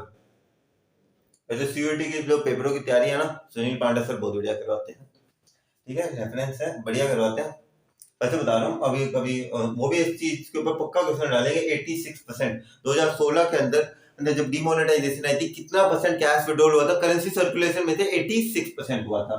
Okay, the people were advise to exchange the old currency, अपनी ओल्ड करेंसी को न्यू करेंसी के साथ चेंज करवा ले टिल अ सर्टेन डिग्री। और अगर मैं आपसे पूछता हूँ वो सर्टेन डिग्री कितनी थी? 4000 रुपए। अभी चलो एक और क्वेश्चन इसके ऊपर ही पूछता हूं मैं, 2000 रुपए की मैक्सिमम कितनी है, कि 2000 रुपए की कितने मतलब किस अमाउंट तक जमा करवा सकते हो? 20,000 तक, ठीक है। ये अमाउंट है, आप लोगों को पता होनी चाहिए गाइस, ये आपको मैं डेफिनेटली कह रहा हूँ, इस साल का मोस्ट इंपोर्टेंट टॉपिक है क्योंकि डी अवेयरनेस पूरी है, पहली बात अवेयरनेस पूरी है, साथ ही साथ इस साल 2000 रुपए के नोट भी बंद हुए और सीबीएसई पता अपना पेपर खासकर इकोनॉमिक्स के अंदर भी डिमोनेटाइजेशन है। ठीक है, इकोनॉमिक्स में मैं ही पढ़ाता हूँ आप लोगों को। अभी हालांकि हमारा पूरा फोकस एक बार बिजनेस स्टडीज के ऊपर ही है। बिजनेस हमारे चैनल जैसे जैसे पूरा बिजनेस स्टडीज का एक बार चैनल बन रहा है और चैप्टर क्लास 10 के सोशल स्टडीज का। फिर हम इकोनॉमिक्स में, मैं डेफिनेटली चिंता मत करना यार, मैं तुम्हारे लिए इकोनॉमिक्स की भी वीडियो लेके आऊंगा, चिंता कोई मत करना। मैं तुम्हारे लिए इकोनॉमिक्स की भी प्रॉपर चैप्टर एक्सप्लेनेशन, कुछ चैप्टर डाले हुए मैंने, यानी मैंने मनी डाला हुआ है, बैंकिंग डाला हुआ है और ह्यूमन कैपिटल फॉर्मेशन की डिटेल एक्सप्लेनेशन दी हुई है, मैंने डाली हुई है। चिंता मत करो, इकोनॉमिक्स कराऊंगा, पर पहले मैं बिजनेस को पूरा अच्छे से कंप्लीट करवाना चाहता हूँ। टिल अ सर्टेन डिग्री 20,000 ये आएंगे एक एक नंबर के अंदर, आपके अवेयरनेस के लिए आ सकते हैं। The main purpose of demonetization का मेन मतलब क्या था सर? करप्शन हटाना, ब्लैक मनी को लेकर आना। मैंने कहा बिल्कुल सही, बस इतनी नॉलेज चाहिए, लाइनें मत याद करने बैठ जाना। ठीक है, the main purpose of demonetization was to curb corruption and check the use of cash in illegal activities। Cash illegal activities के अंदर होता है ना, पुलिस वाले कहता है जी पीछे वाले जेब के अंदर डाल दो पैसा, कोई बात नहीं, हम भी ऐसे पीछे मुड़ के लोग। एक बार मुझे भी एक पुलिस वाला कहता है पीछे वाली जेब में रखो, मैंने 10 रुपए रख दिए, बंदे को लगा 1000 रुपए, चलो कोई बात नहीं। Okay, check the use of cash in illegal activities के अंदर कैश का यूज चेक करना कि भैया हम अगर कैश उठा लेते हैं तो उनका पता क्या मेन मोटिव क्या था? डिमोनेट मोदी जी ने किस हिसाब से सोचा? मोदी जी ने सोचा कैश उठा लेते हैं। अब काफी बार आपने ये भी सुना होगा चिप से लगी हुई आई होगी नोटों के अंदर, है ना, ताकि जो भी ब्लैक मनी की अमाउंट जो है, जो लोग जो स्टोर करेंगे। हालांकि 2000 रुपए का ये जो नोट था ये सक्सेसफुल क्यों नहीं हो पाया? क्योंकि इसके अंदर भी देखा जाए, दो आपको पता है 2018-19 के बाद 2000 रुपए का एक भी नोट प्रिंट नहीं हुआ सच्ची में, इसलिए तो डिमोनेटाइजेशन का इस बार इतना हंगामा नहीं हुआ। वो तो उन्होंने सडन लेवल पे की थी 500,000 रुपए की, तभी तो लोगों के पास पड़े थे 2000 रुपए के। 2018-19 के बाद एक भी नोट प्रिंट नहीं हो रहा, क्योंकि जब भी इनकम टैक्स रेट मारता था, जो उन्हें ब्लैक मनी मिलती थी, मैक्सिमम अमाउंट जो थी ना ब्लैक मनी की, वो 2000 रुपए के नोटों के अंदर ही थी, इसलिए 2000 रुपए का नोट जो था वो बंद करवाया गया था। Check the use of cash in illegal activities, especially for the accomplishment of black money। क्योंकि लोग क्या करते थे, शिवाजी द बॉस मूवी देखी आप लोगों ने? लोगों को पता नहीं कहा होगा, raid movie Ajay Devgan sir की रेड मूवी, तो उसके अंदर भी आप देखते हो छत के ऊपर, मतलब ऐसे बहुत सारी ऐसी मूवीज है यार जिनके अंदर ब्लैक मनी जो है वो छुपा के रखी जाती है। ठीक है, तो ये तो थे आपके कुछ पॉइंट जिससे आपको जो टॉपिक है उससे आप रूबरू हो जाओ। ये किसी भी आपको एक बार भी डिमोनेटाइजेशन के ऊपर नोट लिखने के लिए नहीं आएगा। डिमोनेटाइजेशन के ऊपर एमसीक्यूज आने के चांसेस बहुत ज्यादा है एमसीक्यूज के। ठीक है, अब हम आ जाते हैं इसके इम्पैक्ट के ऊपर भी एक एक नंबर के क्वेश्चन बन जाएंगे। जल्दी से देख लेते हैं क्या क्या इम्पैक्ट थे इसके। सबसे पहले प्राइवेट वेल्थ। अब यार लोगों की जो प्राइवेट वेल्थ थी, लोग बड़े बड़े, आपने सुना बड़े बड़े धंधे डूब गए थे उस दिन। प्राइवेट वेल्थ क्या हुई? डिक्रीज होगी। लोगों के जो पैसे थे, जो लोगों के पास पैसा था वो क्या होगा? ब्लैक मनी थी तो डूब गया पैसा, तो लोगों की जो प्राइवेट वेल्थ थी वो क्या होगी? कम होगी लोगों की प्राइवेट वेल्थ। ठीक है, तो प्राइवेट वेल्थ क्या होगी? कम होगी। पब्लिक सेक्टर वेल्थ को कोई इफेक्ट ही नहीं पड़ा। क्यों नहीं पड़ा यार? सर एक चीज बताओ, आपने ये तो सुना होगा यार डिमोनेटाइजेशन हुई, ये कंपनी डूबगी, वो कंपनी डूबगी, ऐसा सुना कि यार कोई सरकारी कंपनी डूबगी? नहीं डूबी। किसी भी पब्लिक सेक्टर वेल्थ को तो कोई हल्का सा भी नुकसान नहीं हुआ। क्यों? ये सरकार का पैसा है। डिजिटलाइजेशन क्या हुआ? इंक्रीज होगी। डिजिटलाइजेशन क्या होगी? इंक्रीज होगी। अब पेटीएम करो, थोड़ी ऐड आते थे, अब भारत पे करो, असीम ग्रोवर करो, फोन पे करो, अब तो कितने पे कितने सारे पे लग गए हैं। ठीक है, तो डिजिटलाइजेशन क्या होगी? इंक्रीज होगी। Real estate, okay, real estate क्या हुआ? डिक्रीज। आप प्रॉपर्टी के दाम जो थे एकदम झट करके, एकदम मतलब एक बड़े लेवल से जो प्रॉपर्टी के जो दाम थे वो गिर गए थे। क्यों? लोगों के पास पैसा नहीं है, प्रॉपर्टी के अंदर कहां डालेंगे? और कैश अगर यूज करते हैं तो 500,000 रुपए के नोट आप किस किस को पकड़वाओगे? अगर पकड़वा भी दिए, चलो मान लेते हैं आपने 500,000 रुपए का कैश किसी को दे दिया, ठीक है, अपने प्रॉपर्टी एडवाइजर को, अब उसके गले के अंदर फांसी का फंदा है, वो क्या करेगा? तो रियल एस्टेट के प्राइसेस क्या हो गए थे? डिक्रीज हो गए थे। टैक्स कलेक्शन क्या हो गया था? इंक्रीज हो गया था, क्योंकि लोग क्या देने लग पड़े थे? लोग टैक्स देने लग पड़े थे। लोगों को जितना पैसा था, जितना भी हिडन पैसा था जो वो डिक्लेयर करते उसके ऊपर टैक्स पेनल्टी पे था, तो टैक्स कलेक्शन क्या हुआ? इंक्रीज हुआ। कैश की जो ट्रांजैक्शन थी वो क्या होगी? डिक्रीज होगी। क्यों? 86% ऑफ द कैश विड्रॉल आ गया, डिजिटलाइजेशन का कंसेप्ट भी आ गया था साथ साथ। फिर फाइनेंशियल सेविंग, लोगों की जो सेविंग थी, आप एक चीज बताओ, अब पैसा नहीं उस टाइम पे एक चीज बताओ, क्या खुलेआम खर्ची करते थे? नहीं सर, बड़ी लिमिटेड सेविंग्स करते हो, मतलब बड़ी लिमिटेड खर्चे करते थे। सोचते थे एक बार सिचुएशन ऐसी है कि यार अभी मार्केट में पैसा नहीं है, पैसा जितना उसे बचा के रखो। क्या करो? बचा के रखो। सेविंग्स करने के लिए बात हो रही है यहाँ पे। फाइनेंशियल सेविंग्स मतलब फाइनेंशियल सेविंग्स क्या हुई, इंक्रीज हुई, people were spending, okay, people were not spending much, लोग ज्यादा स्पेंड ही नहीं कर रहे थे, लोग क्या कर रहे थे, एक्सपेंसेस को रिड्यूस कर रहे थे ताकि सेविंग्स क्या हो उनकी ज्यादा बचत कर सके। तो उस टाइम दौर ही ऐसा था कि हमें ऐसा लगा कि यार अभी पैसों की हमें ज्यादा जरूरत है, अगर ये पैसे नहीं हुए, क्योंकि एटीएम के अंदर तो लाइनें लगी हुई हैं, सप्लाई नहीं आ रही कैश की, तो अब हम लोग किस तरीके से मैनेज करेंगे, रोटी कपड़ा मकान तो सबके चलाने के लिए पैसा तो चाहिए होता ही है, अब से एटीएम के अंदर कैश नहीं, हम पैसा ले कहां से, इसलिए फाइनेंशियल सेविंग्स क्या हुई थी, इंक्रीज हुई थी। बैंक के डिपॉजिट, लोग अपना पैसा कहां डाल लेते हैं, बैंक के डिपॉजिट्स क्या हो गए थे, इंक्रीज क्यों हो गए थे बैंक के डिपॉजिट्स, आपके बैंक के डिपॉजिट क्या हो गए, इंक्रीज हो गए, क्योंकि सारे लोग अपना पैसा कहां डाल रहे थे, बैंक के अकाउंट, अपने बैंक अकाउंट के अंदर डाल रहे थे। तो ये तो थे आपके सारे इंपैक्ट। एक मार्क्स के लिए सीयूईटी का भी अगर पेपर देना चाहो, बहुत ही ज्यादा इंपॉर्टेंट है, वापस बोलो, प्राइवेट वेल्थ क्या होगी, लोगों के पैसे क्या हो गए, डूब गए, तो प्राइवेट वेल्थ क्या होगी, डिक्रीज होगी। पब्लिक सेक्टर वेल्थ क्या होगी, पब्लिक सेक्टर वेल्थ को कोई नीचे हुई नहीं हुई, ऊपर हुई नहीं हुई, पब्लिक सेक्टर वेल्थ को कोई असर ही नहीं पड़ा। फिर डिजिटलाइजेशन, पेटीएम करो, पे कितने सारे पे लगे, तो पे क्या हो गया, इंक्रीज हो गया। रियल एस्टेट जो आपकी प्रॉपर्टी के दाम थे वो क्या हो गए, कम हो गए। ओके, टैक्स कलेक्शन, टैक्स के जो कलेक्शन था वो क्या हो गया, ज्यादा हो गया, क्योंकि लोगों के पकड़ी गई चोरियां। कैश ट्रांजैक्शंस क्या होगी, कम होगी, क्योंकि 86% of the cash for withdrawal और डिजिटलाइजेशन का कांसेप्ट इंक्रीज हो रहा था।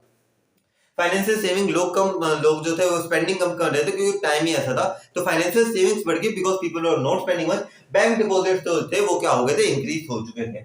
अब हम आ जाते हैं हमारे एक one of the last topics के ऊपर, features of demonetization. Last topic इस चैप्टर का, फीचर्स ऑफ डीमोनेटाइजेशन, क्या क्या फीचर्स थे डीमोनेटाइजेशन के, चार चिंतित टॉपिक। पर एक चीज बताओ, 4 नंबर के लिए बेस्ट टॉपिक है सच्ची में, 4 नंबर के अकॉर्डिंग। इंट्रोडक्शन के अंदर ऊपर वाली लाइनें लिखो और जो देखा जाए क्या नाम लेते हैं, डीमोनेटाइजेशन के फीचर्स के ऊपर ही क्वेश्चन आएगा। List any 4 features of demonetization, guaranteed question है, पक्का अच्छे से देख लेना। ओके, तो सबसे पहला पॉइंट आ जाता है हमारे पास, demonetisation as a tax administrative major.